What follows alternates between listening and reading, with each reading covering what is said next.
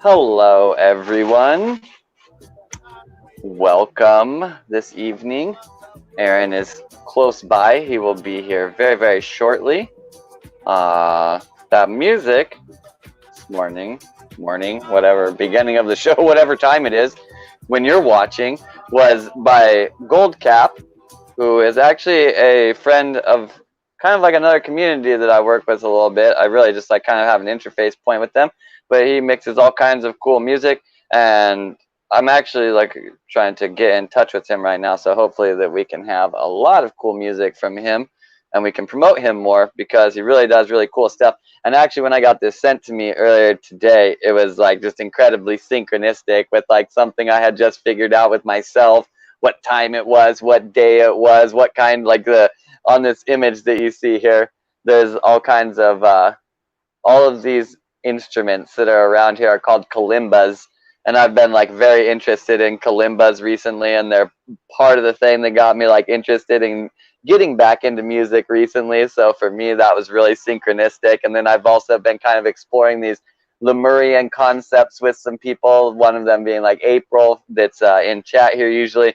And the next related track right here was by a guy named Lemurian, and it was Lemurian live at Caravan of Light. So that was kind of a weird situation with a whole lot of synchronicities. But then I listened to the music, and I actually really like the music too.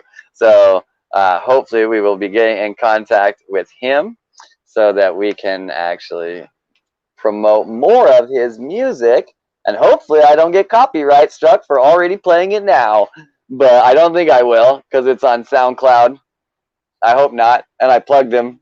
Yeah, I don't know. We'll find out. Hopefully not the hard way. If nothing else, we'll edit out the intro, and it's no big deal. So, nevertheless, I hope everybody is doing extremely wonderful tonight. Glad to see you as well, Charlotte. Happy Mother's Day to not just the female mothers. Hi, Aaron. Not just Happy the Mother's female Day. mothers. Not just the female mothers, but anybody that brings in creations into the universe. Functionally, you are a mother because you are birthing things forth. A special shout out to our physical mothers here, without which we would not have this podcast or this human experience or the ability to like feel myself scratching my arm, which I really like, and all Very these much. things. So a special extra shout out to you, but a shout out to all the creators, and not a shout out. That's a dirty word, but you know, whatever. You guys know what it means. So, you know, yeah. Okay. Good job, guys. Good job. Yeah. Well That's done, what I man. meant. Good job. You guys Congratulations, are Mother's crushing it. Day. Or, I mean, by crushing it, I mean you're making it bigger very effortlessly. Good job. That. Or something. Well done. But also not good job because good and stuff. But and Job I and know it. oh my God, this language is confusing. I Pick love the all word. of you, even though that word also has like a trillion definitions, so we're not really sure what it means. But I feel Okay. deep coherence in my heart with all of you. And when I interact with you, I feel that I am closer to my utopic reality of feeling love just constantly birthing forth through all creations, which is what I really want to feel inside of my heart. And I feel ever closer every time that I interact with you. And you as well, Aaron. It's nice to see you. Thanks, man. Nice to see you too. Oh, that's a great expression. I dug it. Dig it. I'm riding it. Yeah. It's They weird. probably have like 500 words in there that don't mean what I said, but it's all right. The We're figuring sentiment. out. Yeah, that's right. The feeling, the intention, because we're figuring out all these words. Or It's we're weird, not. man. It's weird. Maybe like, we should okay, just skip words. I would like to on some. Well, maybe we'll do maybe we'll do a broadcast that's just eye gazing. Telepathic broadcast. Yeah, just we're literally we're present and we do not say a word. That would be interesting. And then everybody tells us in the chat what they're getting from it, and we can adjust our thoughts based off of that and see if we can tune in over time. That's actually kind of interesting and sounds like effortless from me. I just sit here and stare at the camera and occasionally look over at chat. And then chat, and then the camera. Run through the show intuitively by what people may put in the chat. I mean, I guess, but we just don't say a word. We have no commentary. I mean, clicking through, obviously there's a level of commentary there and subjectivity, but like, I don't know, whatever. It's interesting. We'll see. If anyone would like a link to Mr. Goldcap's music, I would happily provide it to you. And he seems like he's really good. And this festival was in Dakar, and he has another thing from Burning Man. So apparently he's pretty popular. That's the only reason why I'm worried about getting copyright struck. But nevertheless, seems like you had some good music. If you want it, I'd love to hook you up. For now, goodbye, sir. All right. Also, since I've been gone for like a day, a show and a half ish, because I had A day, a show and a half ish. That's a lot day, of different forms of time. Well, no, so like a show, which is a day that I wasn't on the show Mhm. last night, and then half of the other show. So we're at fire, and then we're having a family birthday get together for all of us last night, which was great. It was good. It was How a does really this cool kind of time. math work? Do we round that up to 2 shows, or do we round it down to 1 days? How's that work? Well, it's a show and a half, or a day and a half. They're parallel. Parallel math. It's a parallelogram, is what you're saying. Yeah, one of those. Or what don't was it fact check actually that, called? but that's exactly what parallelogram means. But don't fact check it. Yeah, let's just move on to the conversation. You know what I mean? Yeah. Parallelogram. What was the actual He's back word, here though? now, though. What was the back word? The Palindrome. Palindrome. Race car. Right, okay. And also Anyway, race car. I was going to say, 20 episodes in, and just for the first time to be gone in that short of time, because really, if we're doing it every night, each day is significant. Whatever. There's a momentum, there's a flow, there's a resonance that's built with people in the chat, and like whatever. It's just interesting to be stepped away from it and just the difference. So anyway, I'm happy I'm back. This is great. More days. It's 5/10/2020, and we're doing our 20th show. I found that interesting. That is interesting. 5, 10. So 15, 6, 4, portal, 10, masculine, feminine, binary. I don't know. Yeah, that makes sense. Dude, I was dissecting numbers on my my GPS yesterday. Listen to this. Oh, geez, there's too many numbers on there. No, but sometimes they line up, right? It's fine. Like just one in 1. With that many numbers, they line up a lot. Well, no, but okay, 1:23 in the afternoon, and I'll arrive in 1.23 or 12.3 miles, and all this just different shit that just shows up. And so I just noticed that, or I'm aware of that. I pay attention to that. They have different interesting correlations at times, or just it's being aware, right? Oh shit! Listen to this. This fits, Zach. This is actually based on something I thought about based on what you said. You've said a few times, I think. So you've said something to the effect of, or verbatim, if I got this right. I want as much awareness as I can possibly handle. Right? I would agree with that. All right, you definitely said something like that. All right, but okay then.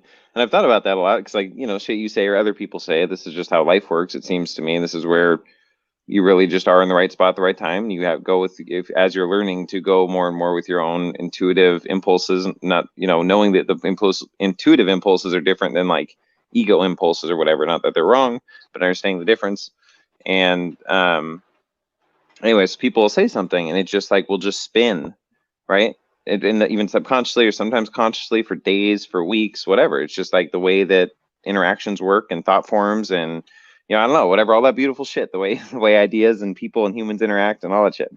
So, so that's one that I've been thinking about. And then I was thinking, at least for me or whatever, an additional dynamic or reason why wanting awareness, because the more awareness I have, the more correlations I can make, the more pathways that I see, the more dots I can connect.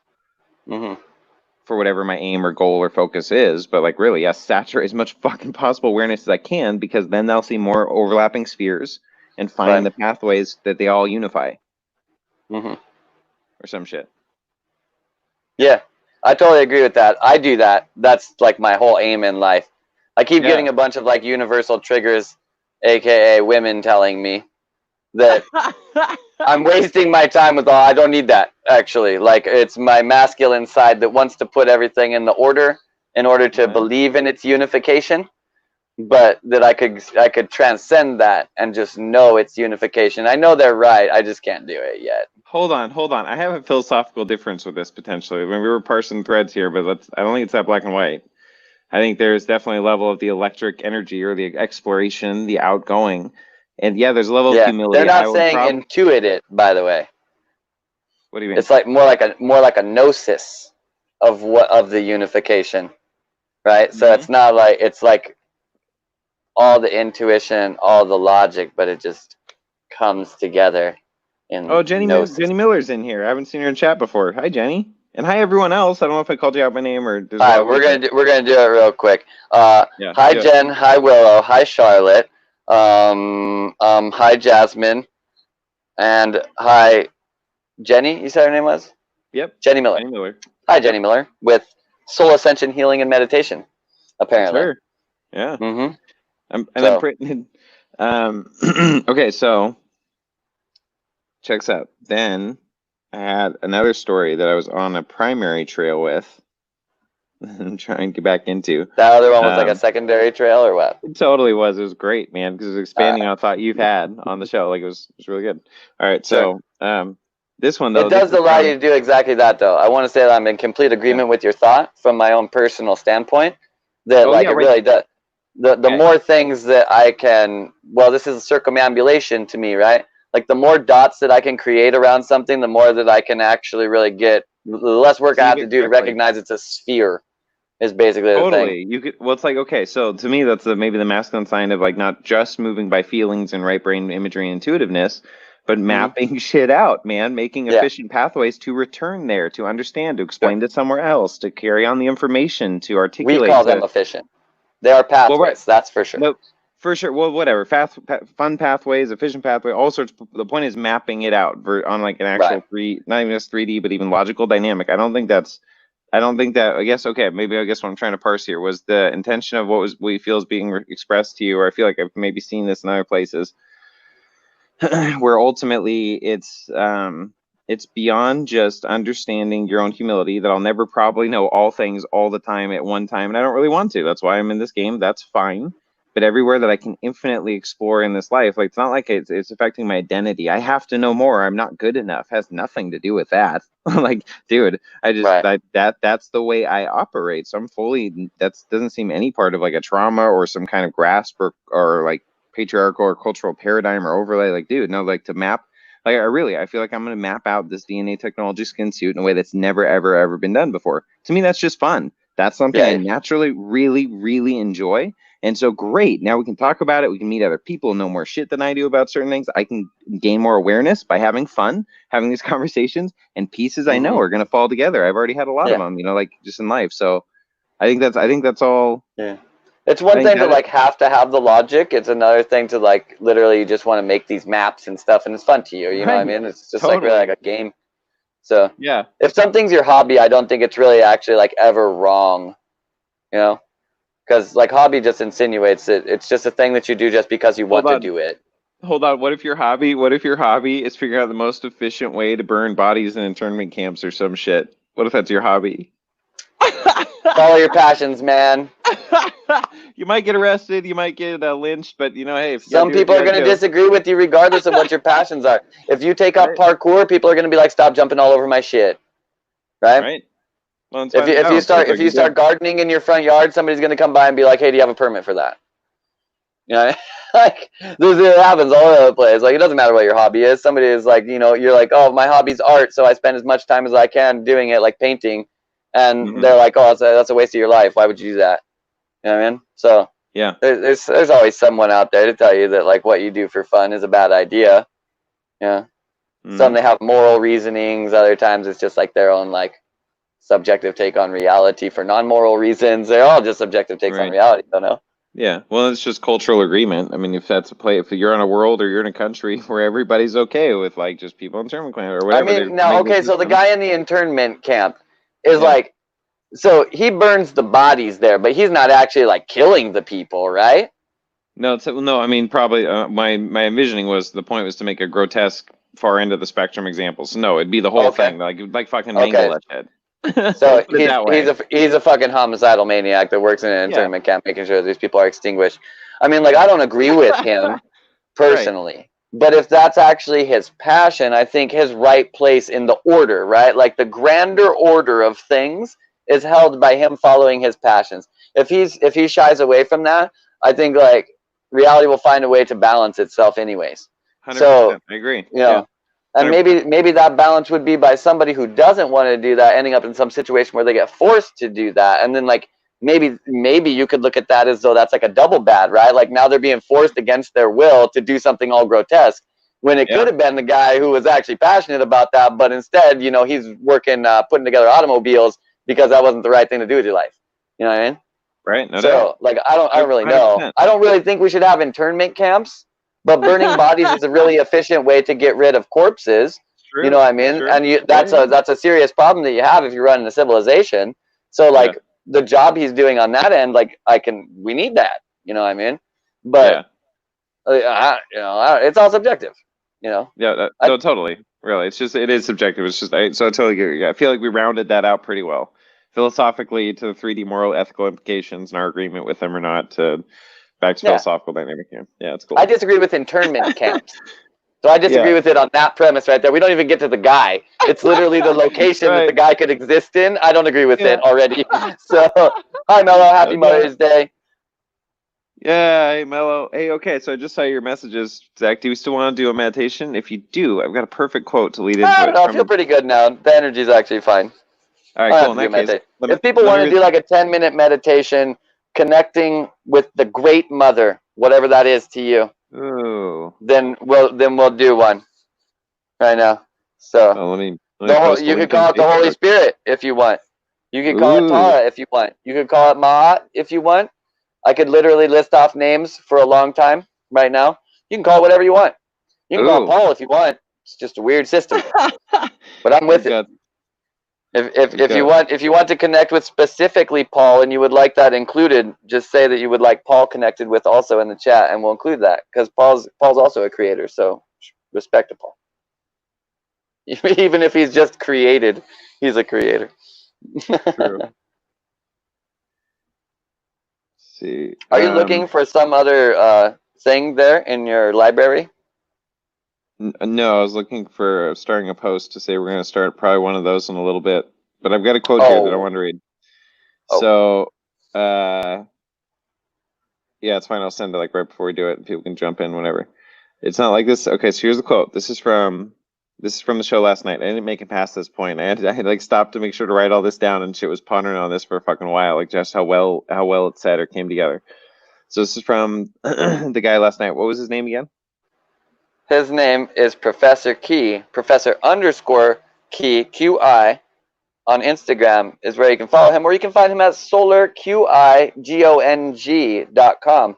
And he offers some videos on there, and he's just an all-around good guy with seemingly a very good perspective on life. If you would like to learn about his perspective on life, and I think his name's William. Was it William?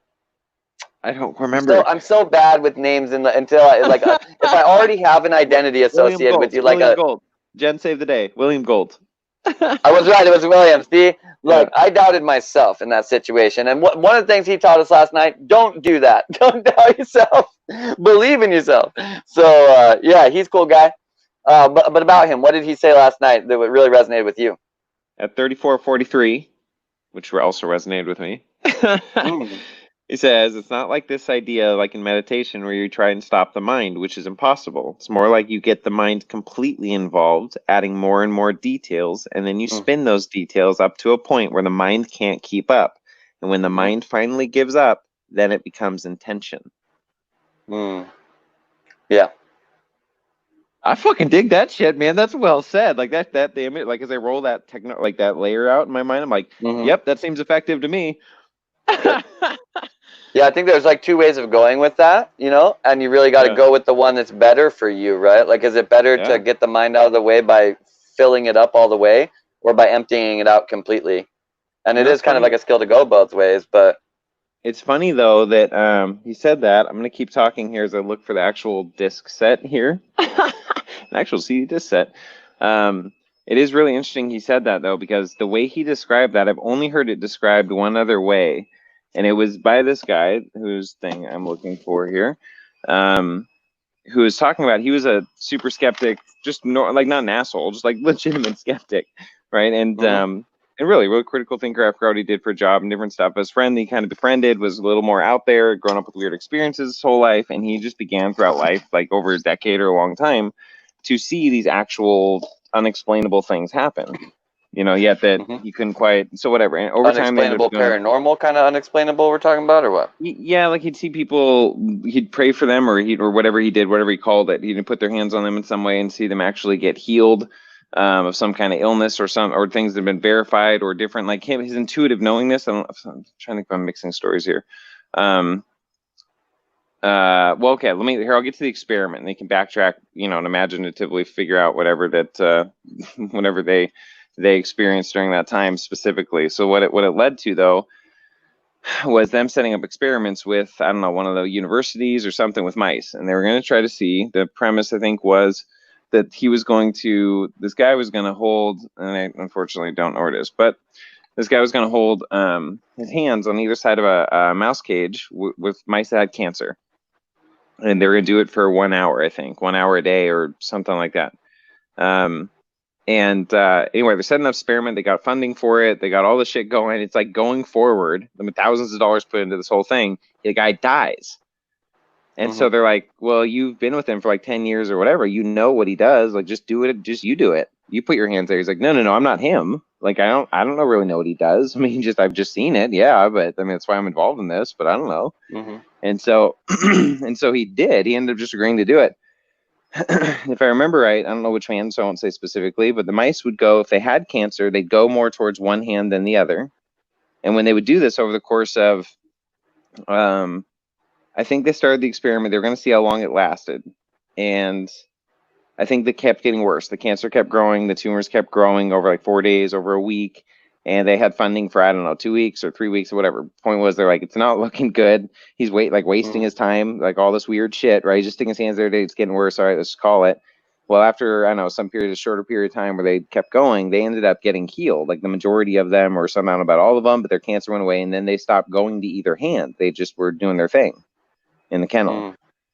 And so he goes through the technique, like he's broken this down now over years. Like he's a really cool dude. And I ended up buying his whole CD set where he goes through all of it in like, real detail. But I listened to like a full length 3-hour interview with him and like really heard his shit. And like, it's so good, but it's exactly what this guy was talking about. That a big part of it, if you're really parse down all the different layers that he gets to, is a big part of it is you create so many running images flipping through your mind so quickly that it becomes unconscious, right? It's like you just get that revved up and you let it go. But he was also saying too, they found at times, and you could do that with charging cotton. He said there's different objects that they literally can measure all this stuff, and in like, all the shit that we may have heard other places. Like this is all coming from a guy who's like clearly very skeptic, but like, look, this is what I've experienced, and so now it's just kind of a reality of what it is. But he explains things in a way people really can relate to, because he's genuine, real skeptic and goes through it.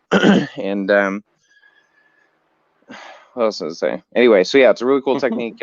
He also talks about, sometimes it's just being present with the person, even just having their hands there, just having conversation with them, not about that, because then that can run subconsciously, and then you just engage them, but you're being present with them, the energetic dynamics, whatever, all that shit. So really cool shit, man. So everything, the thing you said last night, or the thing, or the whatever that I just quoted, that's another layer of why that resonated with me so much. Well, I think that's kind of like, in a certain way, the concept of holding space, just using it in sort of like an active way. Would you agree with that? Yeah, well, I think like it gets to the similar. So if you hear those are the results, charging items, healing at different times or whatever. Yet I've seen that and experienced that in other ways through the church in different avenues. So me, it's like just another pathway that seems to be, I mean, at least the way my mind works. So I was really thankful. It gave me an additional pathway to engage those intentions.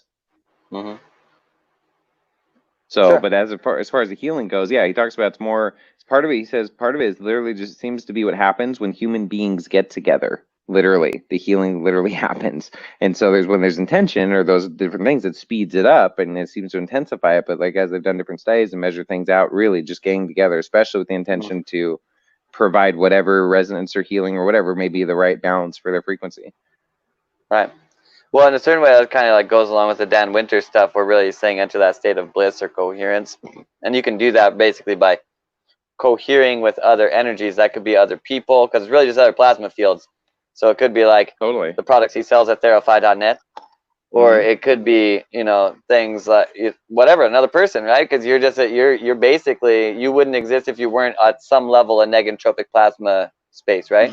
Yeah, no doubt. That's basically the stance of his science, right? Yeah. You kind of order around that negentropic space. So if another person is that too, and their vibration has the ability to shift yours.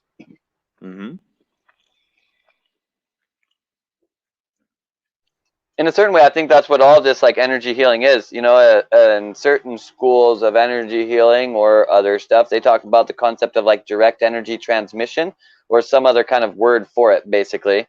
You know, Mm-hmm. where really what they're saying is that instead of like teaching you, like the idea of a Reiki attunement is exactly this, right? Like it's that I transfer to you through my energy the power that goes behind this symbol. Now you are empowered that when you envision this symbol, you will have this effect, right? So Mm-hmm. it's really what it is it's like enhancing the belief that the thing that you do will work, right? It's not just the thing that you made up in your head, which at a Mm-hmm. certain level of approach doesn't have as much power to you as the thing that the master who studied for 50 years told you you should use specifically, right? Mm-hmm. So it's not until basically the student becomes that master that they go like, you know, like it's like that, but this is exactly what I use personally. You know? Mm-hmm. So, and that's in any discipline. Like, we Right. could be talking about basketball right now, and I could be having the same conversation. You No, know, so totally. whatever you're thinking, anybody watching or you is thinking that it's about, like, it's about literally anything. You know, Mm-hmm. at a certain level, you feel more confident because some person told you this is the exact way to do it. But when Right. you've really like gone through your life and gotten all the ways, and you've really done that as like a life pursuit, eventually you get to a point where you're like, my way is the best for me.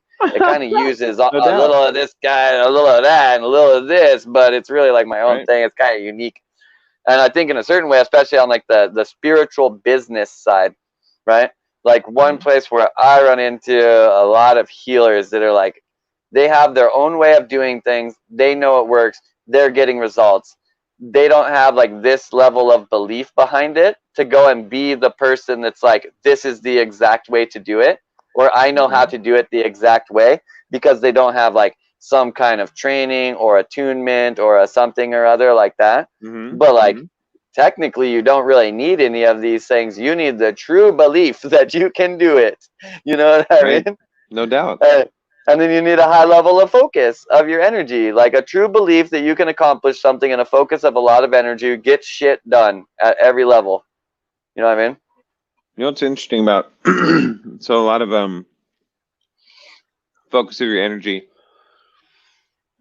So I don't have a regular sit down meditate practice, right? Or a regular consistent like every morning before I go to bed or every night before I go whatever. I So do I'm a it. I do disciplined it. meditation practice. I am disciplined in being consistently inconsistent throughout my day. Sure. You Right. try to I like mean actively meditate all the time.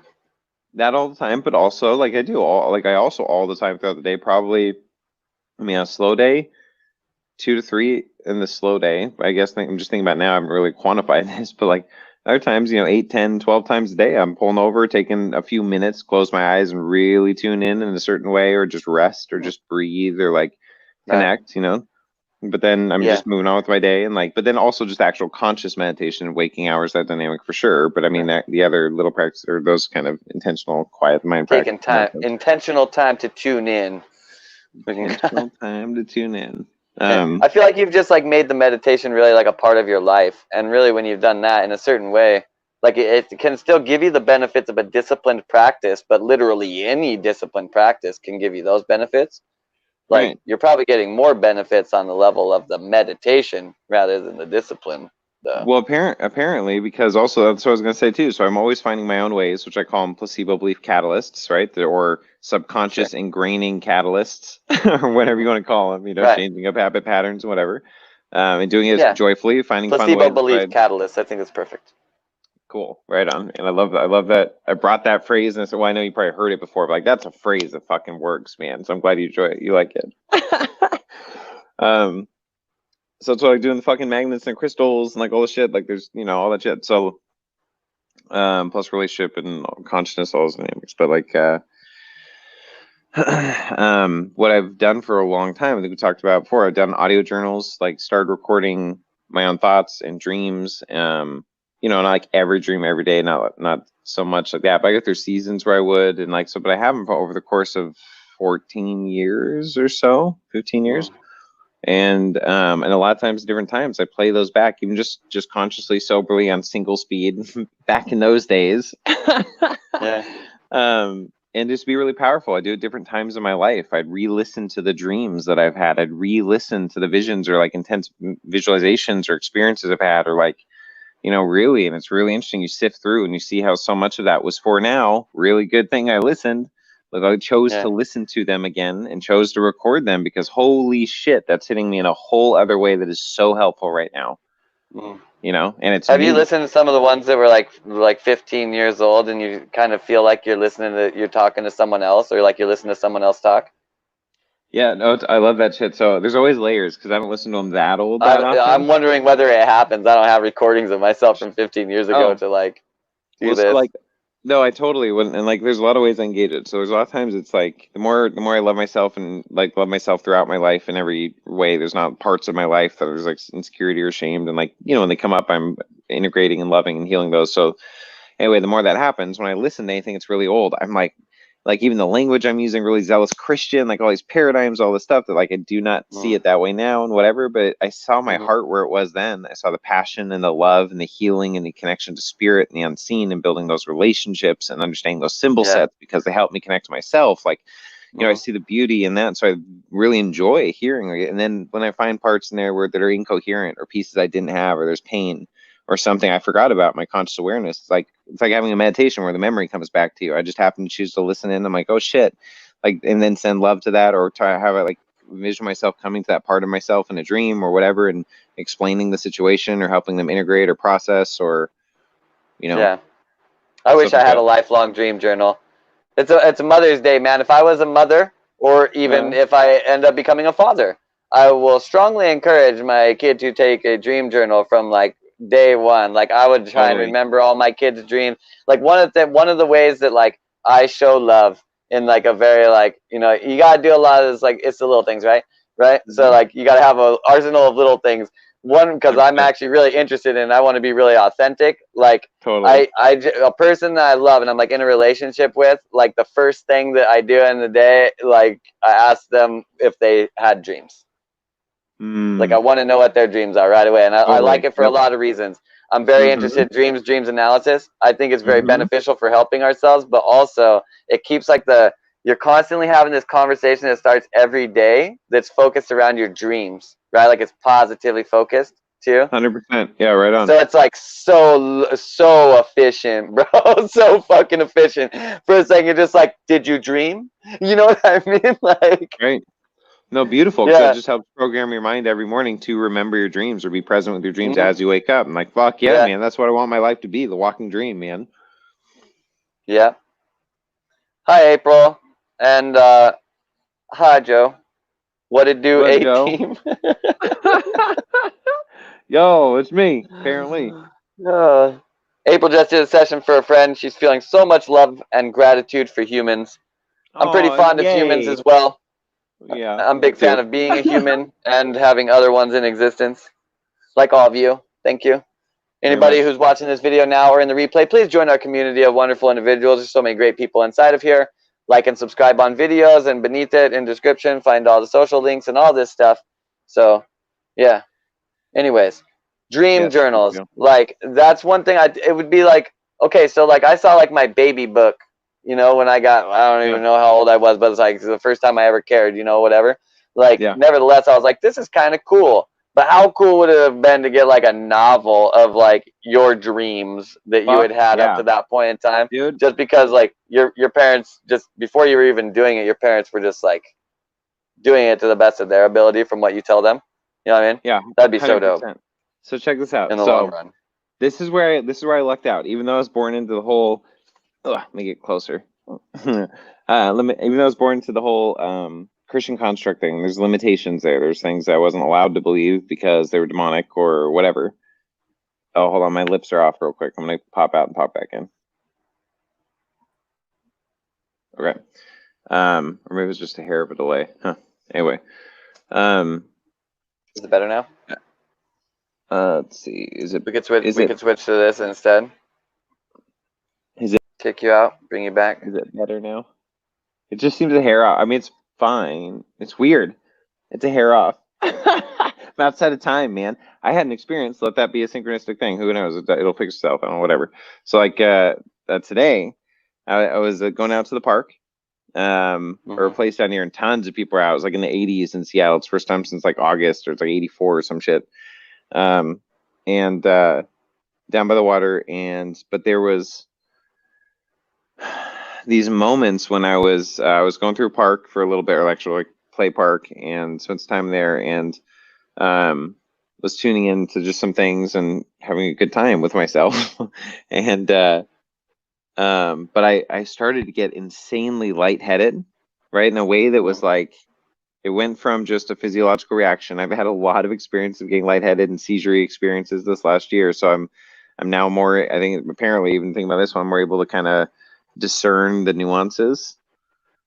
And so it definitely felt like some kind of my connection to myself, or energetic connection, or something that was just new, or like DNA internal thing. I don't know. It just felt like it entered into myself, more of myself. You were overtaken by an entity while you were playing with yourself at the park. Got it. Yep, it's on my record forever. Yeah. Well, let the record show that that's exactly what was happening. Oh my god, it was Satan. Anyways, it was Satan. It wasn't me. Yeah, Jesus. yeah, it's all right.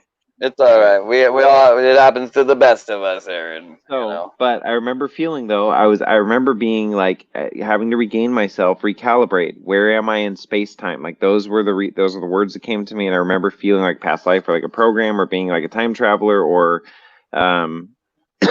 What if you are a time traveler and you don't know it? Dude, I'm serious. Listen to me. I'm glad you said it. Listen to me. I have moments like this. I had a moment today where I'm like, dude, I think I'm a fucking time traveler. I mean, I'm dead serious. I'm like in and out, not just a timeline. It's something. I don't know what it is, but I'm like, I understand that in this moment, like I need to recalibrate my internal psyche to space-time coordinates, to be present where I'm at in my awareness, but also be present in this interdimensional moment. And it's like I don't have at this point any control to like do more with that. I'm not sure what else is around in that dynamic, but it's just like it feels I'm very aware that this is normal. I'm used to this. This is consciously a part of my existence, being able to do this, whatever that means. So I don't know, crazy shit, man. I've had to like, just agree with certain like times and days and stuff before in my life. It seems to me like you had a more profound experience than I've had with that, except maybe one time. But except maybe one time. Except maybe one time. I'm not sure. I'm still not sure what happened there. So want to share that one? Well, I think I've said something about it before, but it was literally just like I came back from a salvia trip, and when I looked at the clock, I just really, just on a very deep level, just did not like believe it was that time. But then just realized I really did not believe it was any time. So the best way out of this was just to agree with the clock. So that kind of feels like that. You know what I mean? I was just like, screw it, I'm here. You know what I mean? But it's not. I don't think it's not the same. It's not the same. Yeah. But really, though, like on another level, like this, just creatively, what if anyone could be this, right? Like you are a time traveler, just you don't figure that out until the future, right? Dun, dun, and this is actually what you're doing with all of your advanced knowledge. Like you think you would go back in time and you would be like placing bets on this, and you would make all this money from overtaking like these markets, or you would do whatever, right? But you come back, and when you come back, you're kind of like, well, like I remember some shit, and like you have all these intuitive feelings that like I think this is going to happen, but you have a hard time buying into it because you're not really sure, because you sent yourself to the past, right? And so you're like, you do have this pre-knowledge, and this is what you're doing with your advanced foresight from 200 years in the future. You were like, fuck this place. I'm sending myself back into the past, and I'll fix all this shit. And then you got back here, and you were like, how's this work again? Fuck, I forgot. They all drive cars and shit back here. Like, what the fuck? Oh, man, they were in war back here, too. Fuck, I didn't go far enough. Now I got to make a time machine. I got to go farther. Yeah. Interesting. Wow. Interesting. Huh. That sounds like an fucking exceptional backdoor into the Matrix. That sounds very interesting. Huh. Another angle of it, right? Yeah. We go into the future. We've become highly conscious beings or whatever. We've broken out of the Matrix, right? But you've heard about this Matrix thing, and it don't sound that bad to you. It sounds all right. Yeah, Lamborghinis, yeah. Ferraris, jet skis, trips to Milan. Have you ever seen the Yeah. Eiffel Tower? The Taj Mahal If you by catch the right yourself, time, you if know? you catch the right Right. time to incarnate, your DNA skin cell will even turn on into a Ferrari. I mean, like if you do it right, it ain't Yeah. that bad. I hear, you know what I Yeah. mean. So you want to go into the matrix, so you teleport back in time to when the structure hasn't been like blown out, and then you utilize whatever the machine is to purposely implant yourself back into the matrix, and you're now here with the foresight of time traveling back 200 years, but you plugged yourself into the matrix and you only remember the programs that you fed yourself with, and you didn't feed yourself with all the right programs because you kind of had a mind wipe because it was 200 years into the past. So you're like incepted into a matrix of your own choice, even though we broke out of it before just because it kind of sounded like a cool experience that you heard about in the past, right? Like it's the same idea of being like, I wonder what the Hanging Gardens of Babylon were like. I'd like to check them out, right? Well, in this space, Hanging Gardens of Babylon, those existed in a completely different framework of reality. So you're going to have to go back 200 years and use the last machine that we destroyed that was creating that framework of reality. You're going to need to douche yourself into that machine, and then you'll be able to go see the Hanging Gardens of Babylon if you put yourself into the right time frame. But when you do that, there's no time machine to get back out, and you have like kind of common knowledge of the day. And the way that the programs and the information comes to you is through a recoagulation of everything inside of the space. So your knowledge now, unbeknownst to you, when you plug yourself into the machine, because you're from 200 years in the future, is now distributed between all things in the space. It's not just in your body, right? Mm. Because you came from a collected consciousness space and you're now in a separated consciousness space. And you didn't take that into account because you've never functioned from separated consciousness. You've only been collected consciousness. Part of going back into the matrix was like, this separated consciousness thing don't seem too bad. You know what I mean? Because I got to hear Aaron all the time, and like most of the time he's cool, but sometimes he spent a lot of times thinking about this, and I don't like it. You know what I mean? Mm. Mm-hmm. I don't know, man. What's really going on? And then inside of that matrix, you have an Mm-hmm. inception-like situation. So you're in a dream within a dream within a That's what I'm dream saying. inside Yeah, of a that's what I'm matrix, saying. but you're a time traveler from the future that wanted to purposely inject yourself into the Right. matrix. No, I'm digging, man. I mean, It's like fucking. all of these movies at the same time, and then for I'm. no reason at all, like Bigfoot comes out of somewhere in a scene for no reason. There's like Yeah. there's a shout out to Mickey Mouse. You know, he just like shows up on like a TV or whatever, right? Like Yeah, for yeah. no reason, just all these random pointers to all this every movie. You know what I mean? Yeah. Yeah. But yeah.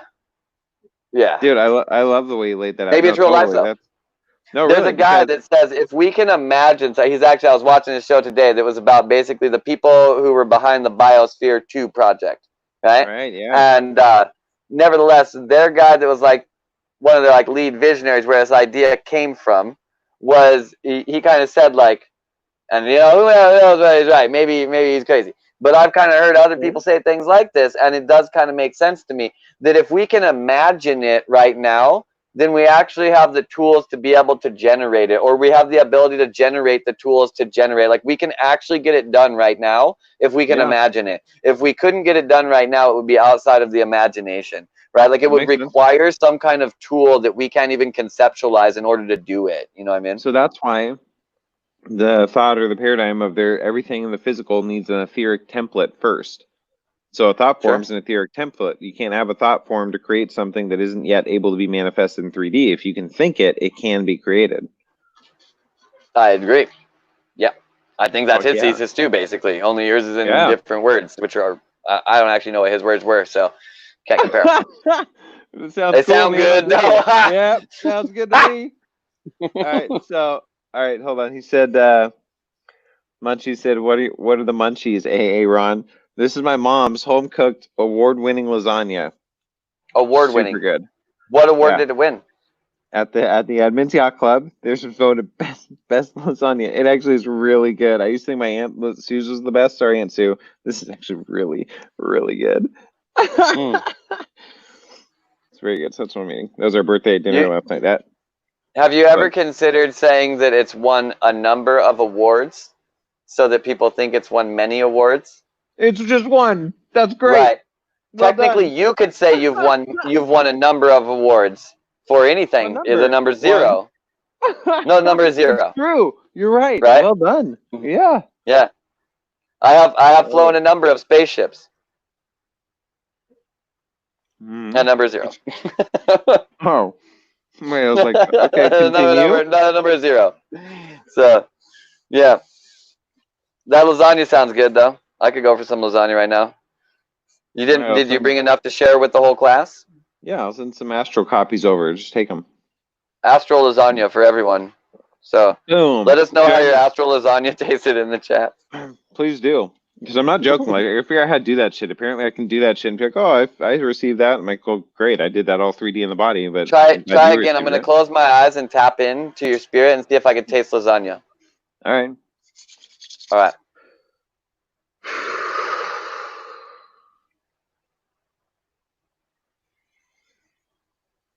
Didn't get it. I'm not good enough yet. Bummer. I was starting to go into that coherence meditation thing. I was just whipping through it real fast and trying to find a resonance with you.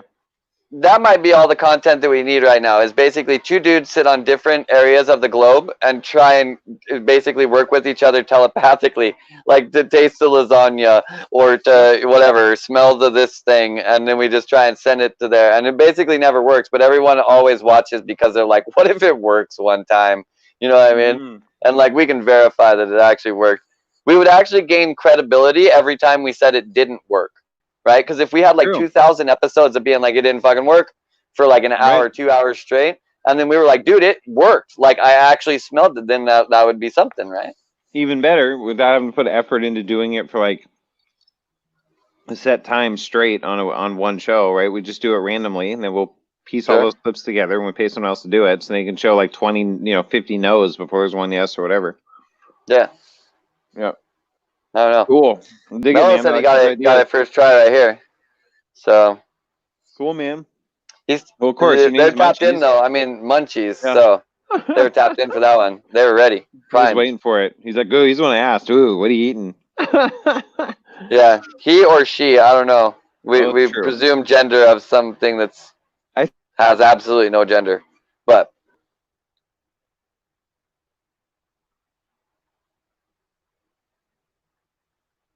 I froze Aaron with that revelation. So hey, Mello, if you don't mind disclosing, in the future, so I can say in the future, are you male or female? Or what do you prefer to be called? I am he. Okay. Alright. So.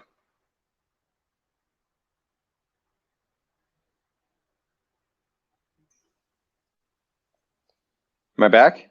You are back now. Alright, my internet just was being dumb. Alright, I'm back. I froze you with the genderization thing, is what it actually was. Yeah? Mm-hmm. What were you saying? But Munchies is a he. We confirmed it, because I was saying that we assume the gender of something that hasn't. Like Munchies with Mellow doesn't insinuate gender at all. It's true. So I asked, and it's a he. Cool. See, I was just intuiting it correctly. That's all. Yeah. Don't doubt my psychic intuitive abilities, sir. Yeah. I wasn't doubting them. I was being respectful. Call me out as a sexist. Well, you don't know if I'm a man, actually. I'm very sorry. I do not doubt your psychic abilities. I apologize. Great, because I just learned to trust him a little more, too, so we're on the same page. Good. Well, you're doing a great job, and you are very, very strong in the psychic ways. I appreciate it. All right, so now I'm validated. I wasn't doubting them. Yeah, I wasn't doubting them. Yeah. Damn, I don't know. I wish I was better at them, because I would like to taste. I would actually like to be able to just eat some of the lasagna right now. So if it could like manifest over here astrally, I'm on board for that. That's cool. Let me set aside a portion in my bowl, and let me pull up a little plate. I'm gonna put it in there like pulling up a chair. Right? Let's teleport this shit. Add extra placebo belief catalyst to the little lasagna you can eat, or maybe you'll just randomly start tasting it during a show. Because I'm a little like offering on the on the counter back here. Oh, grab it. All right, kind of randomly, my buddy Will may be coming on to the show. Cool. So we'll see. Do it. Yeah. I just told him he could just come on here for whatever amount of time he wanted. We had no topic and everything, so no pressure. So. No pressure. All right, where's first name Daniel? Everyone calls you Mello though. All right, Mello, you're a cool dude. So now we know that it's a he. So we did. Beautiful It's dude. not actually good to guess a he according to our analytics, because our analytics No are like kidding. 82% or something women. Yeah. So it would Yep. be a It really sure bad guess. is. Oh, check this out, Zach. This is awesome. What an awesome placebo belief catalyst I just found. Let's see it. Coming around. Oh, I need to get my joints, but okay. It says, I can't read it. Bigger. Boom. Follow your dreams. That's what I'm putting it in. What are you putting in there? I'm gonna put some lasagna. Oh, you're putting lasagna in there, and then Yeah, you're going to send so- it through the astral microwave all to us? No, not the well, it's cold, but Italian's good cold. Okay, so there it is. And then No, the astral microwave. It doesn't heat things up. It sends it other places through quantum things. Oh, okay. All right, cool. So you should put it. You should put a plate down on your end and just see if it transmutes and shows up. I'm gonna use a Really? feng shui mirror instead, dude. It's All right. esoteric. Right here. There you go. Cool. I'm gonna put it down right I gotta here. get my joints and some coconut I oil. would happily eat a piece of lasagna off this feng shui mirror, so it is an acceptable plate. Awesome. Beautiful. Nearby. I agree. I come into coherence with your intentions, sir. What happens? Can I? I was hoping I could get the right angle to infinite mirror, the feng shui mirror, but it's not gonna work. Ooh. All right, I gotta ditch the jacket. It's too hot here. I'm up on the 5th floor. Ditching the It's super jacket. hot. I like the outfit so much. I wanted to keep it on. I'm gonna have to ditch the scarf. Yes, I just said that. Shut up. Gotta ditch the scarf. This thing that's right behind me right here. If it gets wintry, I wear this as a scarf all the time. I feel like yeah? it's basically the coolest scarf in existence, because It your is. face is all covered with all these shippable patterns. Yeah. Oh, it's wonderful. Dude, Yeah. fuck yeah, man. Right on. I would love, yeah, the Love cool. Well, as we build connections with them, I'd love to get a scarf like that. Yeah, you feel like an ayahuasca Digging ninja. scarves. Cool. I like that. Yeah. William, Yo, What's up, man? how's it going? Good to what's up, meet you. Will? What up? You want to partake in our astral lasagna? We're trying to send some lasagna across the internet. Teleport it. He's gonna send it to my feng shui mirror right here. Nice. So it's gonna be a functional feng shui mirror. Even if it doesn't get lasagna, it will be a feng shui mirror because we're having Yeah. fun trying. Dude, true story. Can you smell it yet? I can't. He tried to send the taste earlier. This is where our whole thing started. I'll just be going in the background. Yeah, let me know. Yeah. You'll get a waft of lasagna at some point. And then somebody in the chat, if you get waft of lasagna, you just put it in the chat. Let us know. All right. I'll build energy into this. So, William, I have the feng shui mirror perfectly positioned. So I know it's not my end that's the problem. All right, well, fuck you. Let me make sure my end's not the problem. Let me put it on this magnet shit. Watch this shit. Can you see it in here? Yeah, fuck you. Watch this. Boom. Ooh, shit. Plus my intention to shit on that. That's a hardcore portal. That's what you gotta do. If you're gonna send it to the astral microwave, you're gonna need a big old magnet. Big stack of them. We got 1, 2, 3, 4, 5. It's a window. Yeah. Hand it through the window of the microwave. So what you been up to, Will? Oh man, trying to cleanse my body. Is it working? Yeah. Nice. Cool, man. Are you doing diet change, or are you doing enemas, or what are you doing? Well, big diet change recently coming back to the US from Asia. I spent about 7 months over there, so I was just eating all kinds of things I shouldn't have been. And like all sorts of bugs and creatures and whatever they had served that just looked good. yeah, I tried it all. Cool. Same thing in South America too. So Yeah. when I got back, my body just took a dump digestion wise, and pretty sure I got some parasites. So going through the whole cleanse with a bunch of herbs and yeah. Which cleanse is it? The Hulda Clark, or is it a specific one? Or what's the name of the Putric? I have to go get it. It's look, man, I smoked some pot, so it's probably it.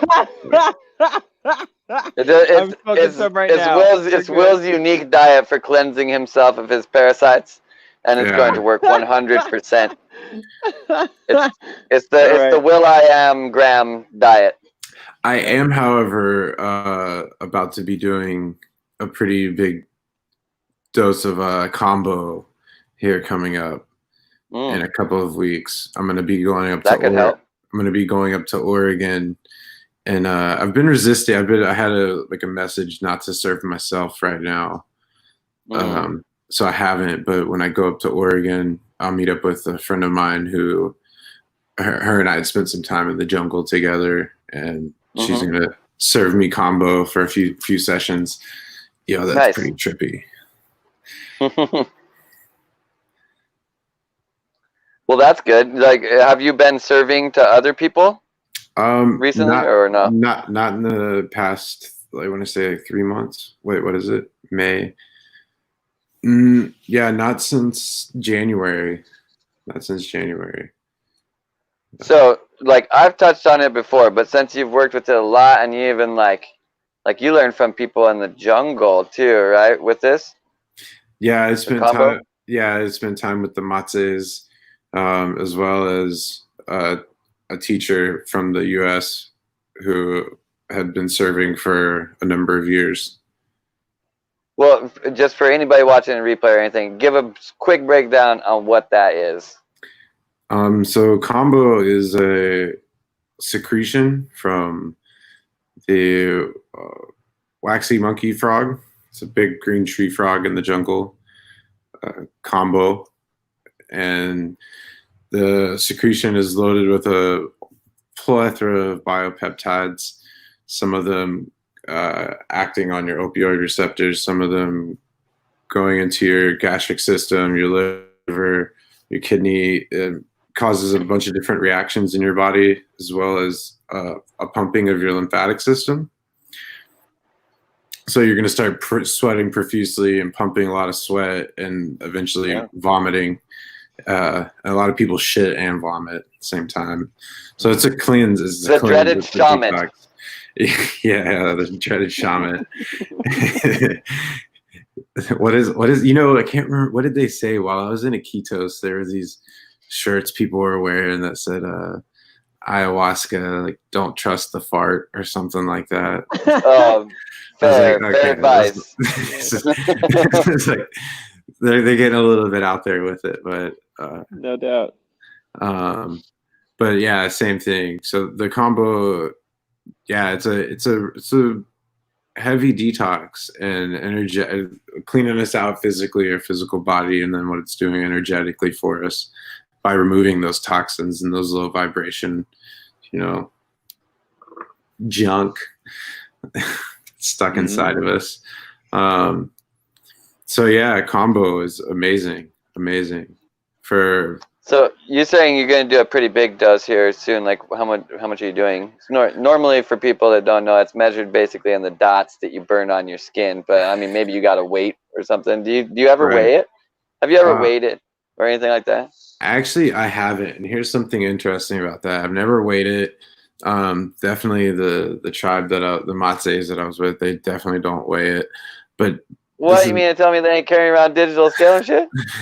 No, but this is what are those condom pouches for if not a digital scale? Yeah, come on. But here's something interesting about Kambo and the practitioner, and this is something that was taught to me by another practitioner, not the Matses. But it's good to know and good to talk about for harm reduction, is the dosage difference between a 2 millimeter stick, meaning a 2 millimeter circumference on the burn, on the gate, versus a 4 millimeter. The amount of medicine that's applied on that surface area is, I believe it's 4 or 8 times more. And if you go up to like an 8 millimeter stick, it's something like 16 times the amount of if you did a 2 millimeter. Okay. And I've seen this demonstrated to me by they drew a 4 millimeter circle, then a 2 millimeter, and they were able to fit 3 or 4 of them in there, 3 circles in there. Oh, okay. So, yeah. So that's good to know, because there's one thing when I was with the Matses is they were using big sticks, these big Tamishi sticks, and it was boom, boom, boom. They gave me 3 of them, and then they put the medicine on, and it floored me. And previously, I had taken like 10 points at one time, which was still a lot. But these 3 given to me in the jungle was probably of equal strength and dose. Wow. Yeah. Good So, to know. but yeah, measured in dots, but be careful about the size of those bad boys. Yeah, no, that's like earthquake scale. It's like, oh, it's a 2 or 3 or 4. It's like, no, man, that's times 10 every decimal. Mhm. Yeah, and sometimes when you burn it too, if like you're self-administering or you haven't done this a lot, or even if just the stick isn't that hot, like it won't actually burn the whole spot and get it off. So you'll actually end up picking it off, and so the Mhm. burn's not actually a perfect circle. It's also like where your skin ripped off with it, and you Mhm. can add like a whole extra dot size with that if you're not careful. Mhm. So, like, This is also Yeah. where it's really good whenever it's good practice to, if you're applying medicine, to use a very small amount. It really doesn't take much mhm. to trigger a full purge response. You know, I think there's something to it about the amount of medicine per dot, because your skin starts to push out plasma to fight off anything that's trying to come in pretty rapidly. But if Mhm. you have multiple dots and small amounts on each one, then you can get a pretty large dose into the body that way. Okay. Yep. Yeah, they do that with they do administering shots now in certain hospitals. I think it's doing the small point needles and a bunch of them versus one big needle. Mm. Yeah, more effective way to Makes transmit sense. it. That makes sense to spread it out, especially if you're doing like the things that sit underneath the skin, basically. And that's Yeah. kind of what you're doing with Kambo. You apply it subdermally, so you're just trying to get the top layer of the skin off, not like you're not actually trying to burn yourself down to where you would be bleeding. Getting it into your bloodstream is not a good idea. You definitely ain't trying to do that. Yeah. So you're really just trying to take off the top layer of your skin, and then you apply it to that. No, So you definitely don't want to get it into your bloodstream or to mm-mm. consume any of this. Yeah, do not do either of those things. So Yeah. okay, so all the physiological dynamics you laid out totally make sense, and I'm already super on board since the moment it came up. Like I'm on board. At some point, throw that in the vortex. But what is there a psychedelic or a psychoactive component to it?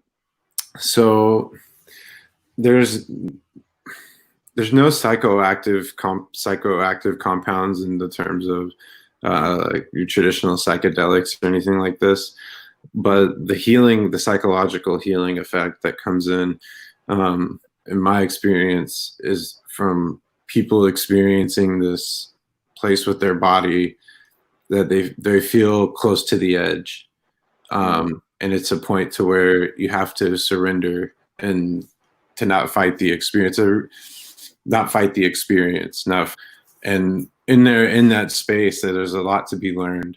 I mean, I feel like I've only tiptoed into it, you know, because every time I've worked with the medicine, there's been something else to come up in there, in the thoughts that come up whenever you're going through this and you're sweating and you're vomiting. You know, it's a So in that state, it's very that to me is like, that is for sure psycho. I mean, your psyche is active in a way you're not blacked out. You know, there's a bit. I'm processing it through now, because when I did ask initially, I was thinking more of like traditional, like ayahuasca or mushrooms or whatever. But what you're saying though, on a very more practical level, like, is very, very, very relevant, right? So, and okay, so Jen says Kambo heightens your senses, and because these frogs have no predators, they evolved to have no fear. They help teach you not to fear. It's super dope. I highly recommend it. Okay, that is super fascinating to me, because that just sounds fucking awesome, and I want to do it. For one, the Amazonian tribes give it basically to their hunters before their hunters go out. Like, and the physiological reasons are like heightened visual acuity, heightened mental acuity. But then they also have this fear story, the frog evolving to have no fear on top of that. But like these, it's like even just there's so many positives to it if you're trying to get shit done. basically after that. But really, to echo what Will was saying, like it's so good at teaching you to just like accept what is going on right now. It's so much better experiencing it if you just do that. It's like if you fucking resist that shit, dude, like man, I had this guy once that like very early in my administration time that like he was just resisting so much. Like this guy just dry heaved the whole time, just brutally dry heaving the whole time, and I'm like, I mean, you should just let it out, bro. Like, it's good. Just accept, like, the situation. He's like, oh, no, I totally have to, you know, but, like, you could tell just from the operation that he really wasn't actually accepting it. You know what I mean? Like, he'd get the arch back, like, resisting away from it and everything like this. But then also they do say with it that those, like, these dry heaves are just, like, something that's, like, deeply psychological coming out too. Like some people have told me that about these kinds of things too, but when I don't know. definitely I had think that. he was really just resisting. Well, I think so many different expressions in different ways because I've definitely seen and felt both. Right, I've seen it where that dry heaving or whatever, that cycle of nausea, they last 20 minutes, 30 minutes. Like, okay, you're stuck in a loop here. Like, you know, this isn't actually benefiting you. Versus seeing myself and other times dry heave. And if you want to say demons leave, all right. There's some intense energies and shit that just fucking go, man. Just then that's it. That's done. Like, great. That was what I needed. And like, that was as if I had purged a lot of shit. And so there's something with the belch and the air and the resonance with air, spirits, air, ether. I don't know. There's in something making a tone or a sound in a way, a retch that allows them a portal out. The wretches, right? Demons and wretches, or if you will, interestingly. So I've thought about that too, because one of the what's your thoughts on the dry heaving with Kambo? Because normally, like if you're doing Kambo, you drink a shitload of water before it. You want to drink as much water as possible, basically. So like dry heaving should not even be a thing. Like you should be just like exploding water the whole time. Then you drink water while you're going through the ceremony too. So what's your thoughts on when there's just like a bunch of dry heaving? So personally, my thoughts on that are that dry heave, if you purge or you not purge, whatever happens during the process after the medicine is applied is divinely supposed to happen. If somebody's dry heaving, then I would be instructing them to drink more water, to move that energy, to help have it something to pull it up with. Initially, yes, they should be drinking water or cassava, which is a yucca fermented drink that's prepared beforehand. But interesting. Yeah, exactly. Yeah, it makes sense. And it's really soothing for the stomach. And whenever you do vomit, it's soothing for the throat. So you can use this fermented yucca or papaya juice is really good also because there's enzymes in there that are restorative for the stomach and intestinal lining after going through this. But the dry heaving, it happens. It's happened to me before. Drink more water. Drink more water. Yeah. I mean, even if it's like, I always just like basically try to get them to constantly drink water if they're not puking pretty much during the ceremony. But how do you, what's your take on that? Like, how do you go about that? So usually water during the ceremony. Well, beforehand, at least 1.5 liters, within 10 minutes prior to applying the medicine. So, which, by the way, if you haven't tried to drink 1.5 liters in 10 minutes, it's actually like it's a bit of a task. Yeah. So you really got to take it serious. Yeah, I mean, you've got to drink the water down. But I can tell you from personal experience, I've taken Kambo at various doses, both with water, with cassava, and with no liquids beforehand. And all three result with a purge, even without taking anything. It is a rougher experience. It's more difficult to get it out. However, all of them produce the same. Yeah, the same outcome. It's like you're trying to prep the roller coaster ride, so you don't have a fucking bumpy, hard ass plastic seat that's just railing you through the whole experience. Right? So really, it's sometimes people, like you're saying, if you try to rush it, I'll just drink 2 liters of water a couple hours before, and like Dude, you have no idea. Most of us are so dehydrated, myself included. I'm not drinking enough water. I drink a decent amount of water, and I'm not drinking enough water, man. But like, we're very dehydrated. You can also hydrate yourself rectally. It's 20 times more absorbent than taking it orally. You can even do coconut water and shit. Warm it up. Like, this really, if you get past some people, this is new and weird. They haven't heard it before or whatever. Like, once you get past that, look in the science or whatever you need for you, and have the experience of just cleaning out your colon. Most people, like, they did an actual study on it. Well, most people it takes 40 just freshwater enemas just to get their colon to go back to normal size, because there's so much shit built up in there over years. Whoa, really?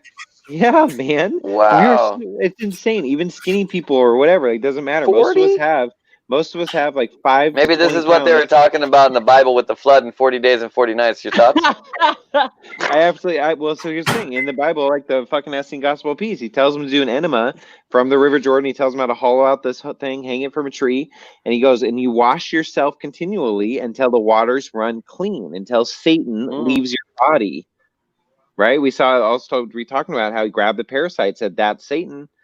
So I absolutely think if you watch the documentary, it's very sobering and very horrifying. It came out on the Discovery Channel called like Monsters Inside Us or some shit, right? About all the parasites inside people, and they don't know what they do. And they're pretty gnarly, right? And they're just like, yep, this is just kind of our human biome.